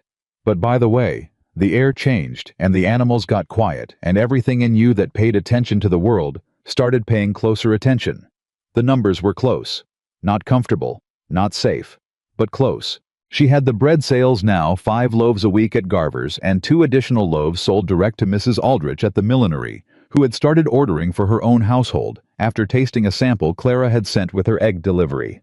She had the egg income steady and growing since Ethan had found 2 additional hens secreting eggs in places nobody had thought to look. She had the canned goods, 63 jars in total, green beans, tomatoes, squash, preserves, 3 varieties of pickled vegetables that she had begun selling from the house directly when word got around, as word did get around in a town the size of Red Hollow. She had the cattle money from Samuel's Billings run. She had the reorganized household accounts which she had spent 3 evenings untangling from the state of loose receipts and half-finished ledger pages she'd found in Nathaniel's desk. And she had something she had not counted on, $50 from Thomas. He had put it on the kitchen table 11 days ago on a Sunday evening after supper, and he had stood there with his hands in his pockets and waited for her to ask where it came from. I'm asking, she said. Winnings, he said. She looked at him. There's a stock competition in Miles City every fall, he said. I entered our bay mare in the working horse category 2 years running, never won anything. He paused. I entered her again in July. I didn't tell Pa because I didn't want him to get his hopes up. You went to Miles City in July, she said, without telling anyone. I was gone 2 days. I told Thomas. He stopped. I told Samuel I was going to check the east fence. You told Samuel a lie. I told Samuel a partial truth, he said. The fence does need checking. She looked at him for a long moment. He looked back steadily. He was 18 years old, and he had a map under his mattress, and he had just come back from a competition. He'd entered without telling his father, and he had put $50 on her kitchen table, like a man contributing to something he had decided to contribute to. Does your father know about the competition? She asked. He will now, I reckon, Thomas said. He glanced at the doorway. Nathaniel was somewhere in the house within earshot. I'm going to tell him. Tell me what? Nathaniel appeared in the kitchen doorway. Samuel looked at the floor. Then he looked up and told his father everything. The competition, the 2 years of losing the July trip, the bay mare, the $50. The kitchen was very quiet while he talked. Nathaniel listened without interrupting. Clara watched his face. She could see the layers moving through it. Surprise, then something that took her a moment to identify, then something she recognized clearly. Pride. You entered her in the working class, Nathaniel said when Samuel finished. Yes, sir.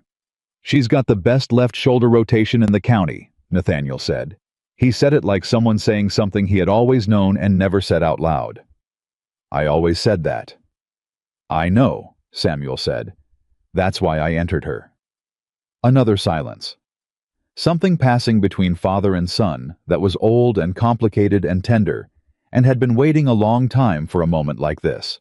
You should have told me, Nathaniel said. I know, Samuel said. I was afraid you'd say no. I would have said no, Nathaniel admitted. And I would have been wrong. Samuel blinked. Nathaniel picked up the $50 from the table and set it back down again. He looked at Clara. Put it in the Caldwell fund, he said. It's already there, she said. He looked at her. Something in his eyes warm and complicated and very direct. He looked away first, the way he always did, but the looking was getting longer. She had noticed that. The looking was getting longer every time. The 49th day arrived, and Clara sat at the kitchen table before sunrise and added everything up one final time. They were still $11 short. $11. She put her pencil down. She sat in the dark kitchen, and she thought about that number. $11. After everything, the bread and the eggs and the 63 jars and the bay mare and the Billings cattle run, and the 5 weeks of working harder than any of them had worked before. $11 was still sitting between them and what they owed. She was still sitting there when the sky started to go light outside. She was still sitting there when she heard the sound she had learned to recognize as Nathaniel's particular footstep on the stairs. Heavier than the boys, steadier with the careful weight of a man who moved through his own house like he was trying not to disturb anything. He came into the kitchen. He looked at her at the table with her papers and her pencil. He looked at her face. He sat down. How short? He asked. $11, she said. He put both hands flat on the table and looked at the papers. I have 7 in the tin by the stove, he said. Emergency money. I know about the tin, she said. I've been keeping it out of the calculations deliberately. Why? Because I wanted it to be the last resort, she said. Not the first. He nodded. That's still 4 short. She pressed her lips together. $4. They sat with that for a moment. Then the back door opened, and Henry came in from the henhouse with the egg basket, his face still soft with sleep, and he set the basket on the counter and turned around and looked at both of them sitting at the table in the early light and said, How much do you need? Clara looked at him. What do you mean? Henry reached into the front pocket of his shirt. He put $3.60 on the table. Coins, mostly a small folded bill. Clara stared at it. Where did that come from? Nathaniel asked. I've been drawing birds, Henry said. He said it simply like it was obvious. For people in town. Mrs. Garver asked me to draw her canary. She gave me 75 cents. Mr. Aldrich wanted a picture of the red-tailed hawk for his office. He paused. Joseph helped me deliver them. Clara looked at her 12-year-old stepson. Henry shrugged, his characteristic silence coming back over him like he'd said more than he meant to and needed to retreat into it. It's $3.60, he said. I know it's not enough. It's 40 cents short, she said. "I have 40 cents," said a voice from the doorway. Joseph was standing there in his nightshirt, clearly having followed Henry down and been listening from the hall. He held out 2 coins. Clara looked at the coins. She looked at Joseph, 9 years old and barefoot in the kitchen doorway. She looked at Henry, who had spent weeks drawing birds for people in town, and said nothing about it. She pressed her hand flat on the table. She breathed. "Bring that here," she said to Joseph. Her voice came out steadier than she felt. He crossed the kitchen and put the coins on the table. She picked up her pencil. She wrote the final number. She added the 7 from Nathaniel's tin. She added Henry's 360. She added Joseph's 40 cents. The sum was exact, to the dollar. She put the pencil down. Nathaniel was looking at the table. He picked up one of Joseph's coins and turned it over in his fingers. He set it back down. He didn't say anything for a long moment. When he did speak, his voice was lower than usual. "Your mother would be proud of you both," he said. Henry looked at the floor. His jaw was working. Joseph made the movement. Clara had come to recognize as his version of emotional dignity. Chin up, eyes wide and bright, very carefully, not doing whatever he was feeling. Thomas appeared in the doorway. He looked at the table, at the money, at his father's face, at Clara's. He read the room in the way Thomas read everything completely quickly, without needing to be told. "Did we make it?" he asked. "We made it," Clara said. Thomas closed his eyes for exactly 1 second. Then he said, "I'll get the wagon ready," and turned and walked back toward the front of the house, and Clara could hear in his footsteps something she had not heard there before. Relief. Unguarded and full and real. She looked around the kitchen at these people. Nathaniel with the coin in his fingers, Henry studying the floor, Joseph radiating careful dignity, the sound of Thomas in the hallway, and she thought about the woman who had stepped off a stagecoach in Red Hollow, Montana 7 weeks ago with 1 suitcase and a survival arrangement. She thought about how wrong she had been about what she was walking into, not in the hard ways. The hard ways had been exactly as hard as she'd expected, and some of them harder. But in the other thing, the thing she hadn't let herself expect. She cleared her throat. "All right," she said. "Thomas, hold the wagon. Let me get the money counted properly first. Henry, there are eggs to sort. Joseph, I need you to—" "Miss Clara," Joseph said. She stopped. He walked to her chair, and he put both arms around her from behind a child's complete and unself-conscious embrace. His chin on her shoulder, and he said against her ear, "We kept it." She put her hand over his arms. "We kept it," she agreed.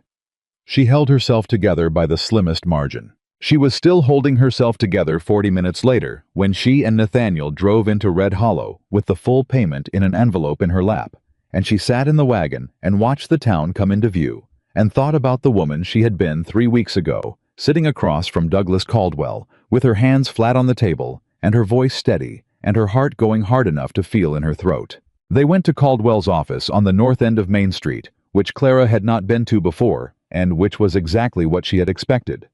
Clean organized the desk of a man who kept track of things because keeping track was how he held power. Caldwell looked up when they came in. He looked at the envelope in Clara's hand. He looked at Nathaniel. He looked back at Clara. She put the envelope on his desk. "Count it," she said. He counted it. He sat back in his chair when he was done. Something moved through his expression that she spent a moment studying. "Full amount," he said.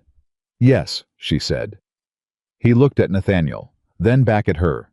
"I'll have the amendment marked satisfied and file the release this afternoon," he said.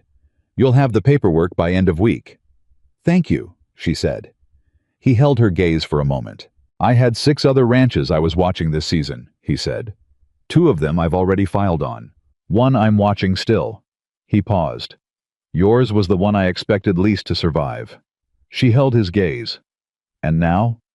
Something crossed his face. "And now I know better," he said.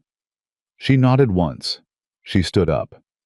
Nathaniel shook Caldwell's hand briefly, correctly, without warmth but without hostility, and they walked out into the main street of Red Hollow. They stood on the boardwalk for a moment. Nathaniel looked up and down the street. "It's done," he said. "It's done," she agreed. He looked at her. The full morning sun was on his face, and she could see him clearly, the tiredness still there, the grief still present, the way it would always be present, but something else too. Something that had been gone for a long time, and had come back so gradually that she hadn't noticed it happening until she saw it now fully formed in the light of a Main Street morning. He was present. In his own life. In his own body. In the moment he was standing in. He was there. "Clara," he said. "Nathaniel," she said. He looked at her for a long moment. "I need to say something," he said. She waited. "When I wrote that letter, the advertisement," he said, "I told myself it was practical, that I needed help with the boys, that it was a matter of the ranch needing a capable woman." He paused. "I told myself a lot of things." "Most of them true," she said. "Most," he agreed. "But there was something I didn't write in the letter, something I didn't admit to myself." He stopped, started again. "I had forgotten what it felt like to have someone in my corner. Someone who showed up. Not because they had to, because they chose to." His jaw worked for a moment. "You choose to every day. I watch you. You choose it every morning at 4:30 when you go downstairs, and you start the fire, and you start working, and you don't stop." She was very still. "I'm not good at saying things like this," he said. "I know," she said. "But I want you to know, Nathaniel." She looked at him straight. "I know." He held her gaze. "Do you?" he said. "Yes," she said. "And you should know the same. I choose this. I choose all of it." She paused. "I choose you." They stood on the boardwalk of Red Hollow, Montana, and between them something settled quietly without drama, the way real things settled into a shape that would hold. He offered her his arm. She took it. They walked back to the wagon together. The ranch looked different when they came home. Clara knew the building hadn't changed. The barn was the same barn, the house the same house. But she had come to understand that a place didn't look like itself until the people in it were looking at it right. And she and Nathaniel pulled the wagon into the yard in the early afternoon light, and she saw it clearly for the first time as something that was hers. Not borrowed, not temporary. Hers. The boys were all outside, which was unusual for the middle of the afternoon. Thomas and Samuel near the barn. Henry at the edge of the garden, Joseph and Ethan on the porch, and they all turned when the wagon came in. Thomas's face asked the question before he said it. "Well," he called. "It's done," Nathaniel said. "Leon's released. Ranch is ours." Thomas nodded once. He pressed his lips together. He turned back to whatever he was doing. Samuel sat down on the fence rail and stared at the north pasture for a moment.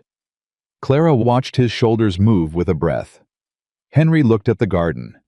Joseph shouted something wordless and entirely joyful, and then seemed to remember he was 9 and not 6, and brought it down to a vigorous nod. Ethan ran off the porch and across the yard and grabbed Nathaniel around the legs. Nathaniel looked down at his youngest son. He bent down and picked him up. He had not. Clara realized watching it. He had not picked Ethan up in the time since she had been here. She didn't know how long before that it had been. But the way Ethan grabbed on arms tight around his father's neck face, pressed against his shoulder, told her it had been too long. Nathaniel held him. He closed his eyes for a moment. Clara looked away. That evening, she made the biggest supper she could manage from what they had in the house, which by now was considerably more than it had been 7 weeks ago. She cooked with the comfortable authority of a woman in her own kitchen, moving between the stove and the counter. The way you moved when a space had become yours, through the accumulated investment of thousands of small decisions. The boys set the table without being asked, all 6 of them. Thomas brought the plates down. Samuel carried the water pitcher. Henry set the William's loaf, which had been in the oven that afternoon, at the center of the table. Joseph arranged the chairs with the solemn precision of a boy who had decided this was an important occasion and was treating it accordingly. Ethan put the jar of apple preserves at each end of the table, 1 jar in front of each head. Clara stood in the kitchen doorway and watched them for a moment. Nobody told them to do it. Nobody organized them. They just did it, together, each one knowing his part.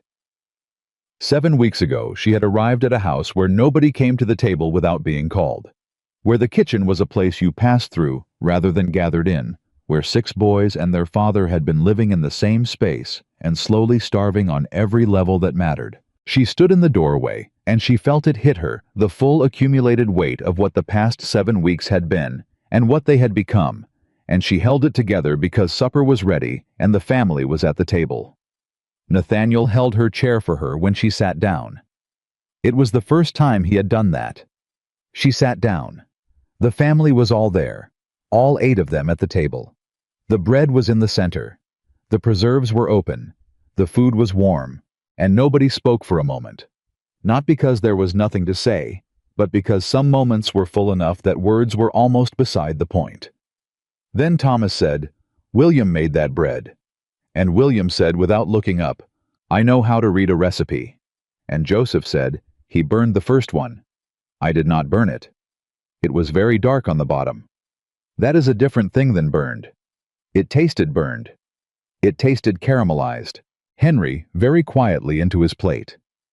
It tasted burned. And the table broke open, not into chaos, but into laughter, real and present and unguarded. The laughter of people who had been serious for a very long time and had just found a reason not to be, and it moved around the table and caught each person and took them over, and Clara sat in the middle of it and laughed too freely until her eyes stung. Nathaniel laughed last and longest. It was the first time she had heard him laugh. She stored that too. Later after supper, after the dishes were cleared and the boys had dispersed to their various end-of-evening places, Clara went out to the porch and sat down in the chair that had become her chair in the evenings. Nobody had said. It was her chair, but nobody sat in it either. The Montana sky had gone deep blue at the edges, and the stars were coming out hard and bright. She heard the door behind her. Nathaniel came out and sat in the chair beside her. They sat in the quiet for a while. "Thomas asked me something today," he said. "What?" "He asked me if I thought you were going to stay." She turned to look at him. "What did you tell him?" "I told him I hoped so," he said. He paused. "He told me hoping wasn't good enough." She said nothing. "He's right," Nathaniel said. He turned to look at her. "Clara, I know this didn't start the way things are supposed to start. I know what it was, what I offered you. A practical arrangement. A letter about needing help." "I know what you offered," she said. "What I want to offer now is different," he said. She held his gaze. "I want to offer you this," he said.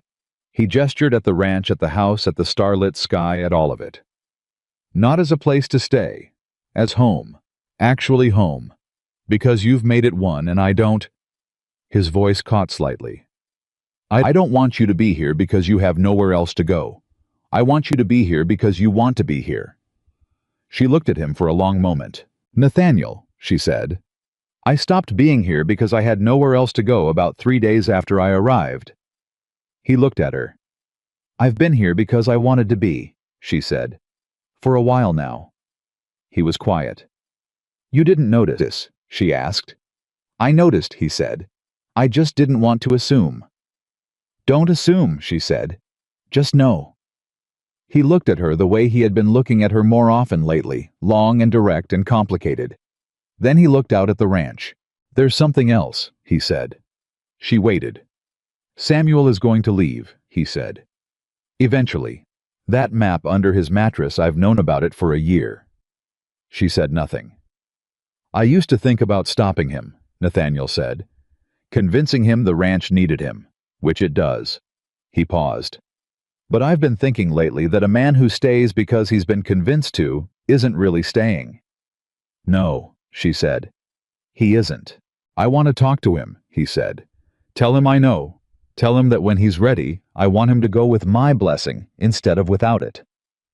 Clara looked at him. This man who had spent 4 years turned inward managing grief by managing distance. This man who had written a letter she'd read in a boarding house room in Missouri and recognized bone deep as the voice of someone who had run out of road. "That's the right thing," she said quietly. "I know," he said. "I'm not always slow to get there, just slow." "I know," she said. They sat in this quiet.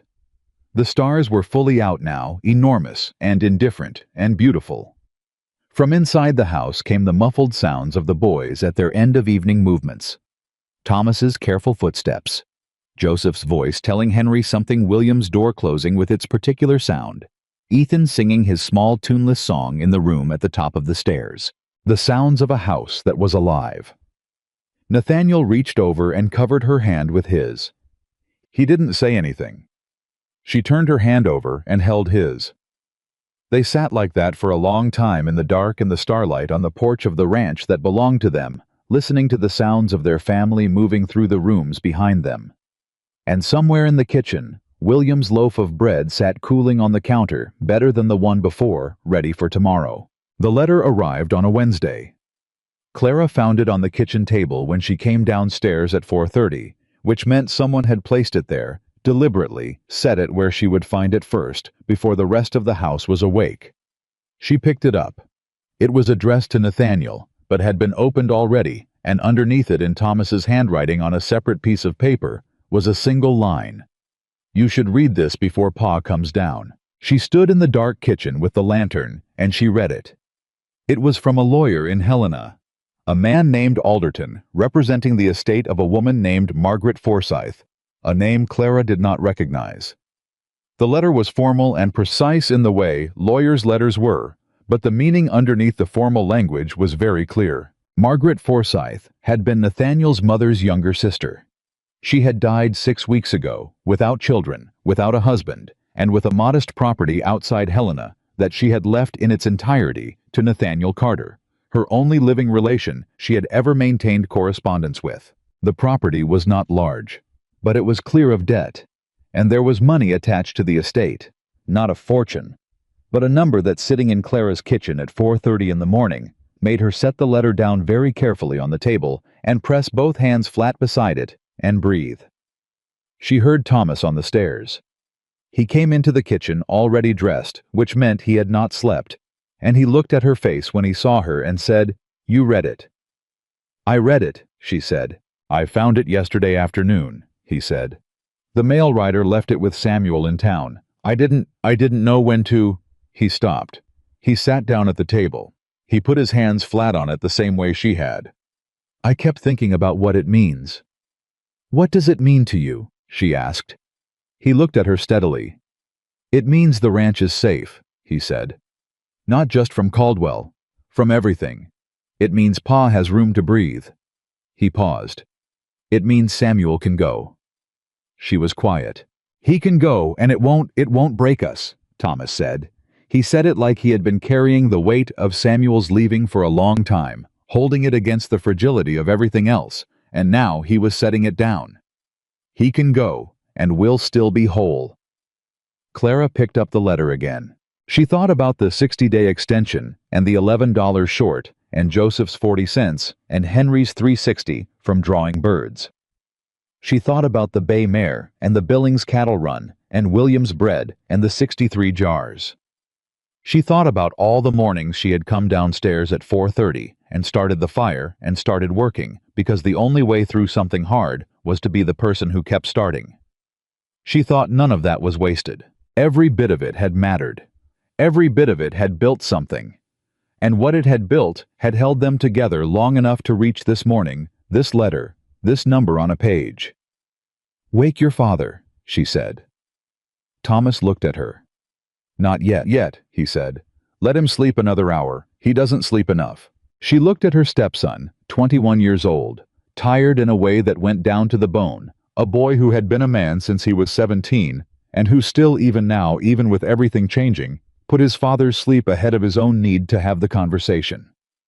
"All right," she said. 1 hour. She made coffee.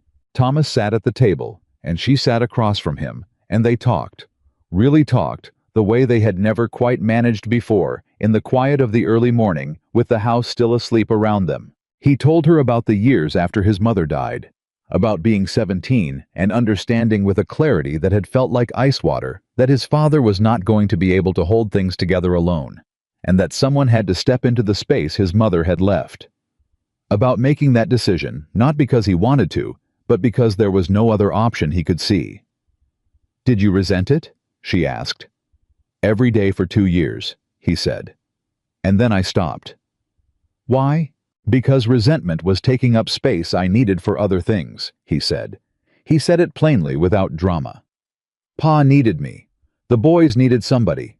Resentment wasn't going to change that. She looked at him.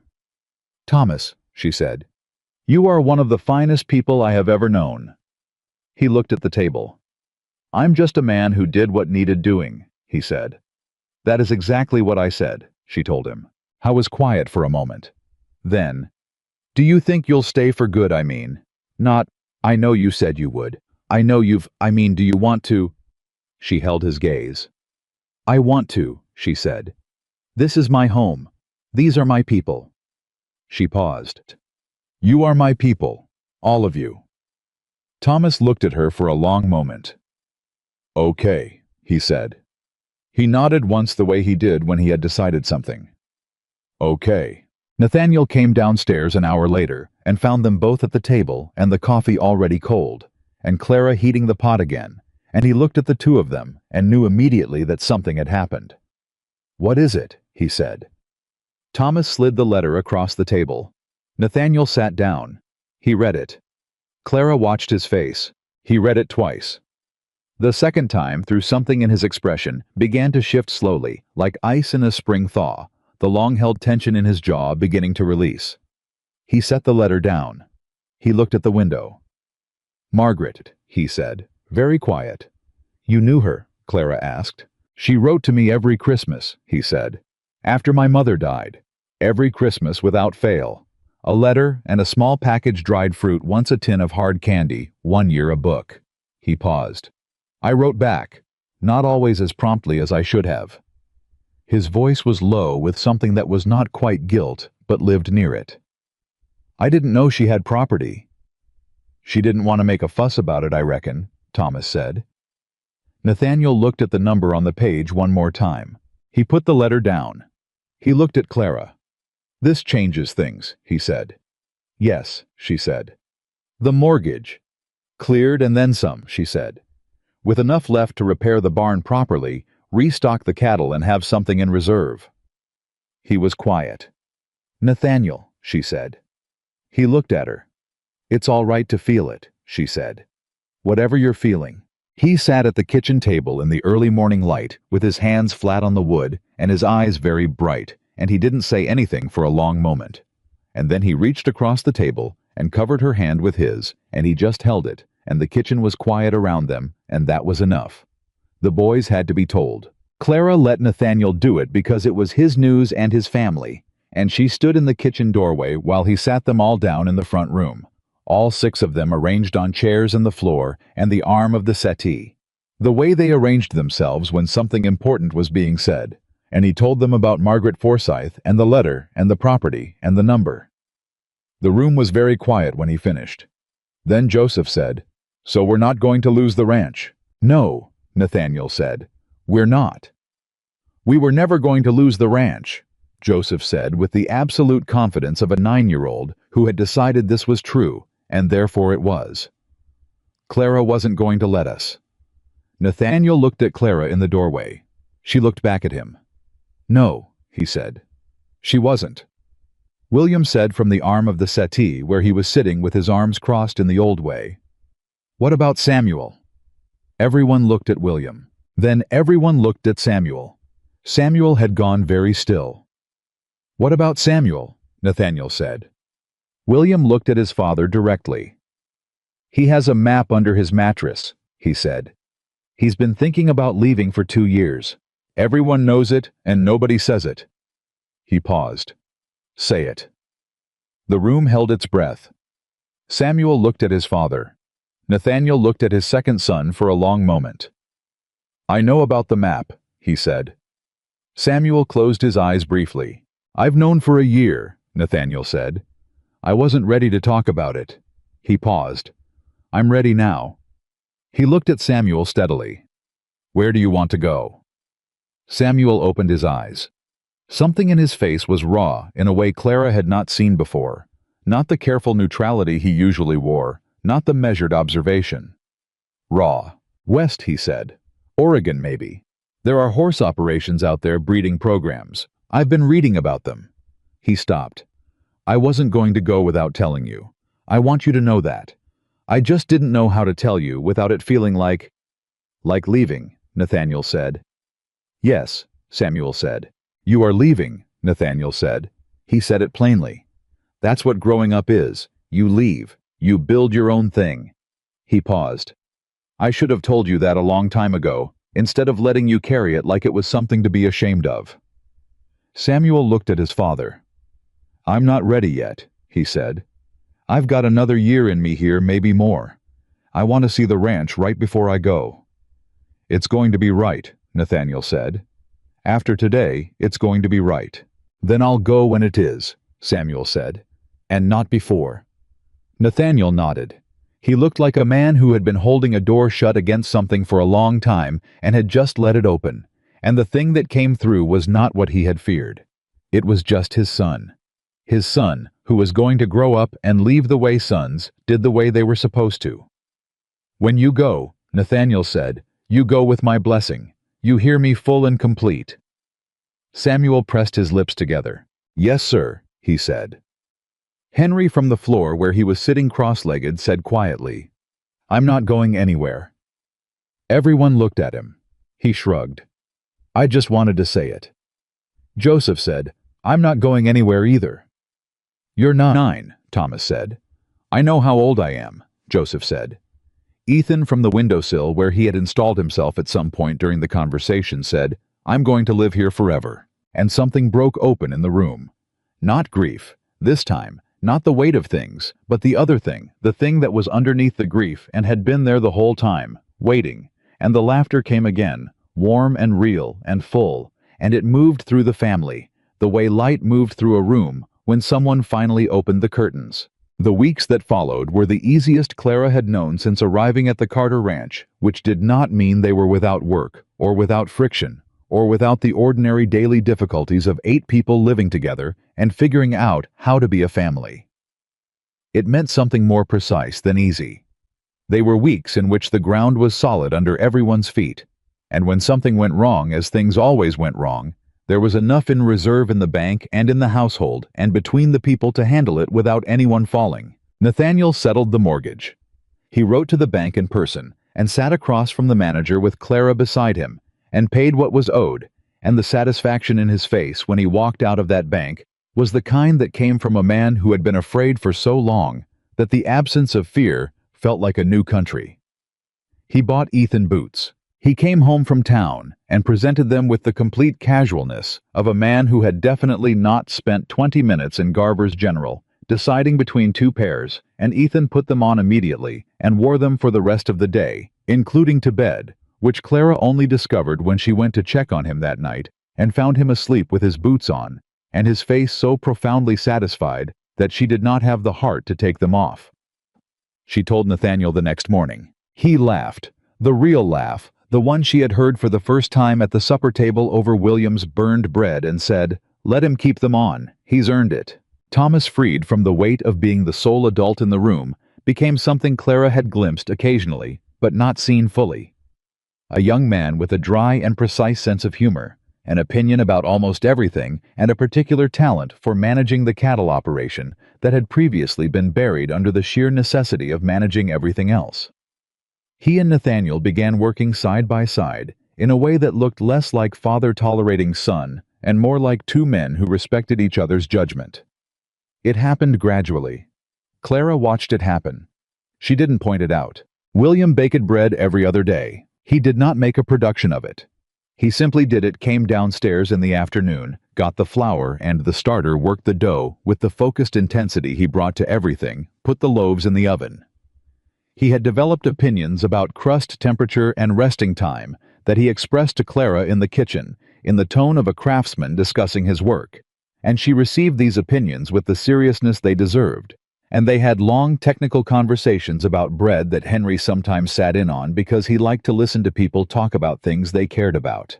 Henry drew birds. He had by this point built a small and steady business, if a 12-year-old boy with a charcoal pencil and an extraordinary eye could be said to have a business supplying drawings to 3 households in Red Hollow and one family in the next town over, who had heard about him from somebody who had heard about him from somebody else.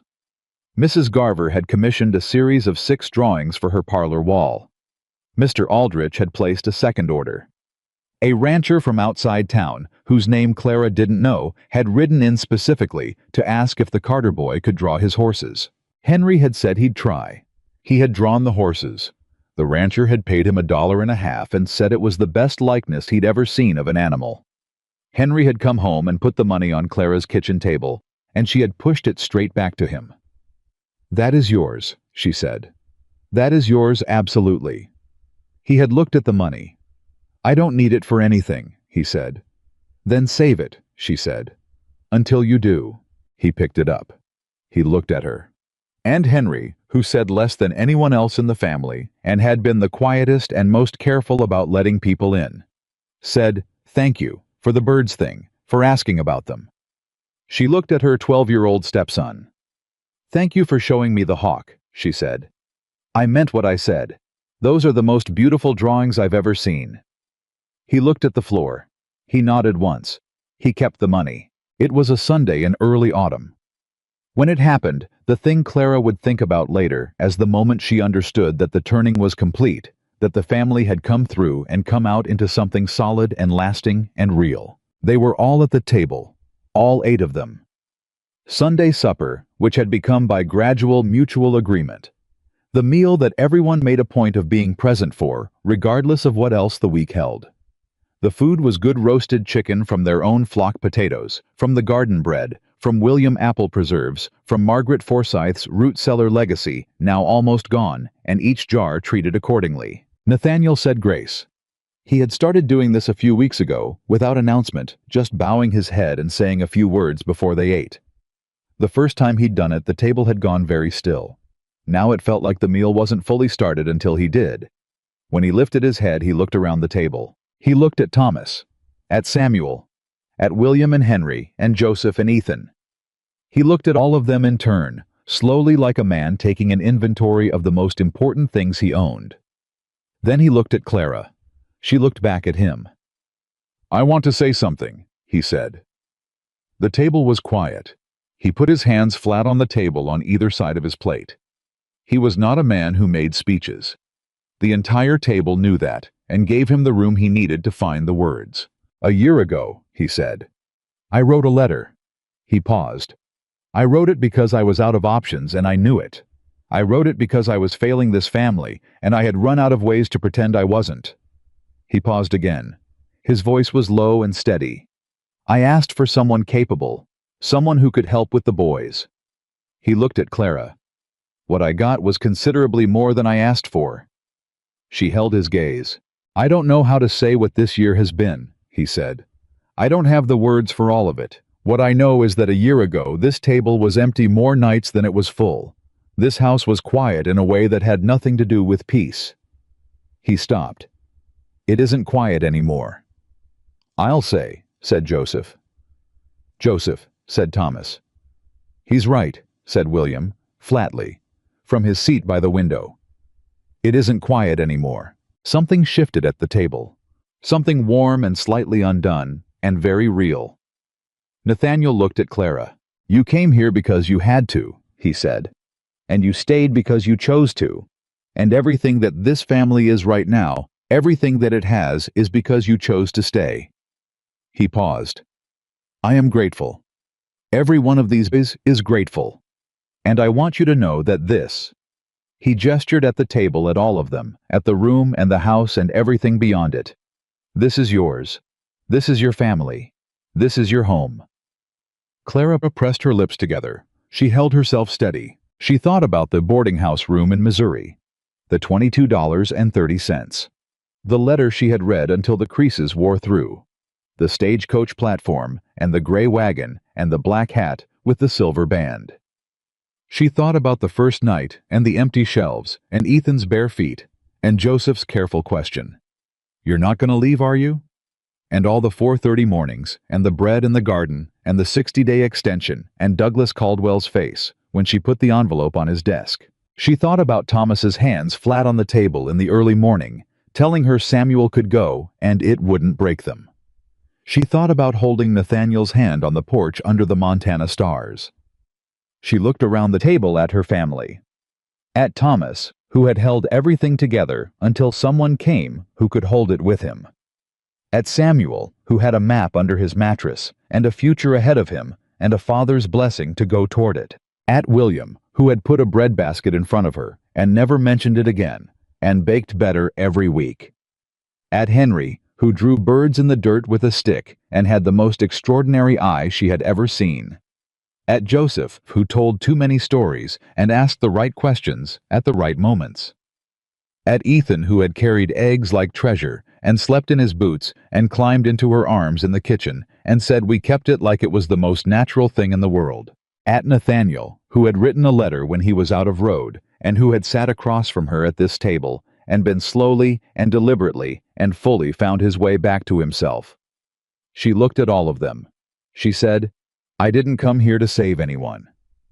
The table was very still. "I came here because I needed a home," she said. "That's the truth. I came here for myself as much as for any of you." She paused. But somewhere in the middle of all of it, the bread and the beans and the garden and Mr. Caldwell and the 60-day extension and Henry's birds and Joseph's 40 cents and Ethan's boots. She stopped. She took a breath. Somewhere in the middle of all of it, I stopped needing a home and started being in one. Nobody spoke. Ethan from his chair reached over and put his hand over hers on the table. He just put it there, small and warm and certain. She turned her hand over and held it. Thomas picked up the breadbasket and passed it to Samuel. Samuel passed it to William. William passed it to Henry.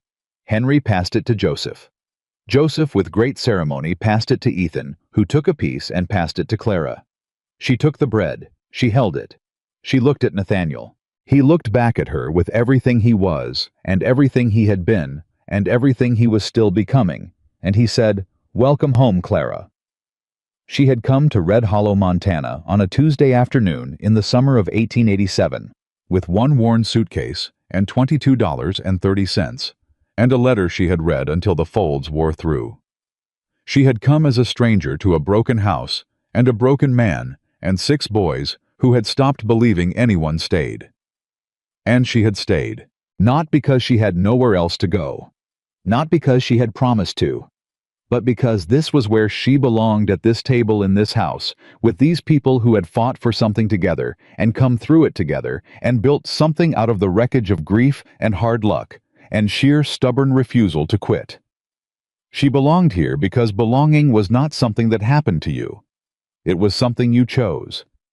Every morning at 4:30, every loaf of bread, every jar of green beans, and every repaired fence post, and every conversation in a dark kitchen, and every hand held on a porch under the Montana stars.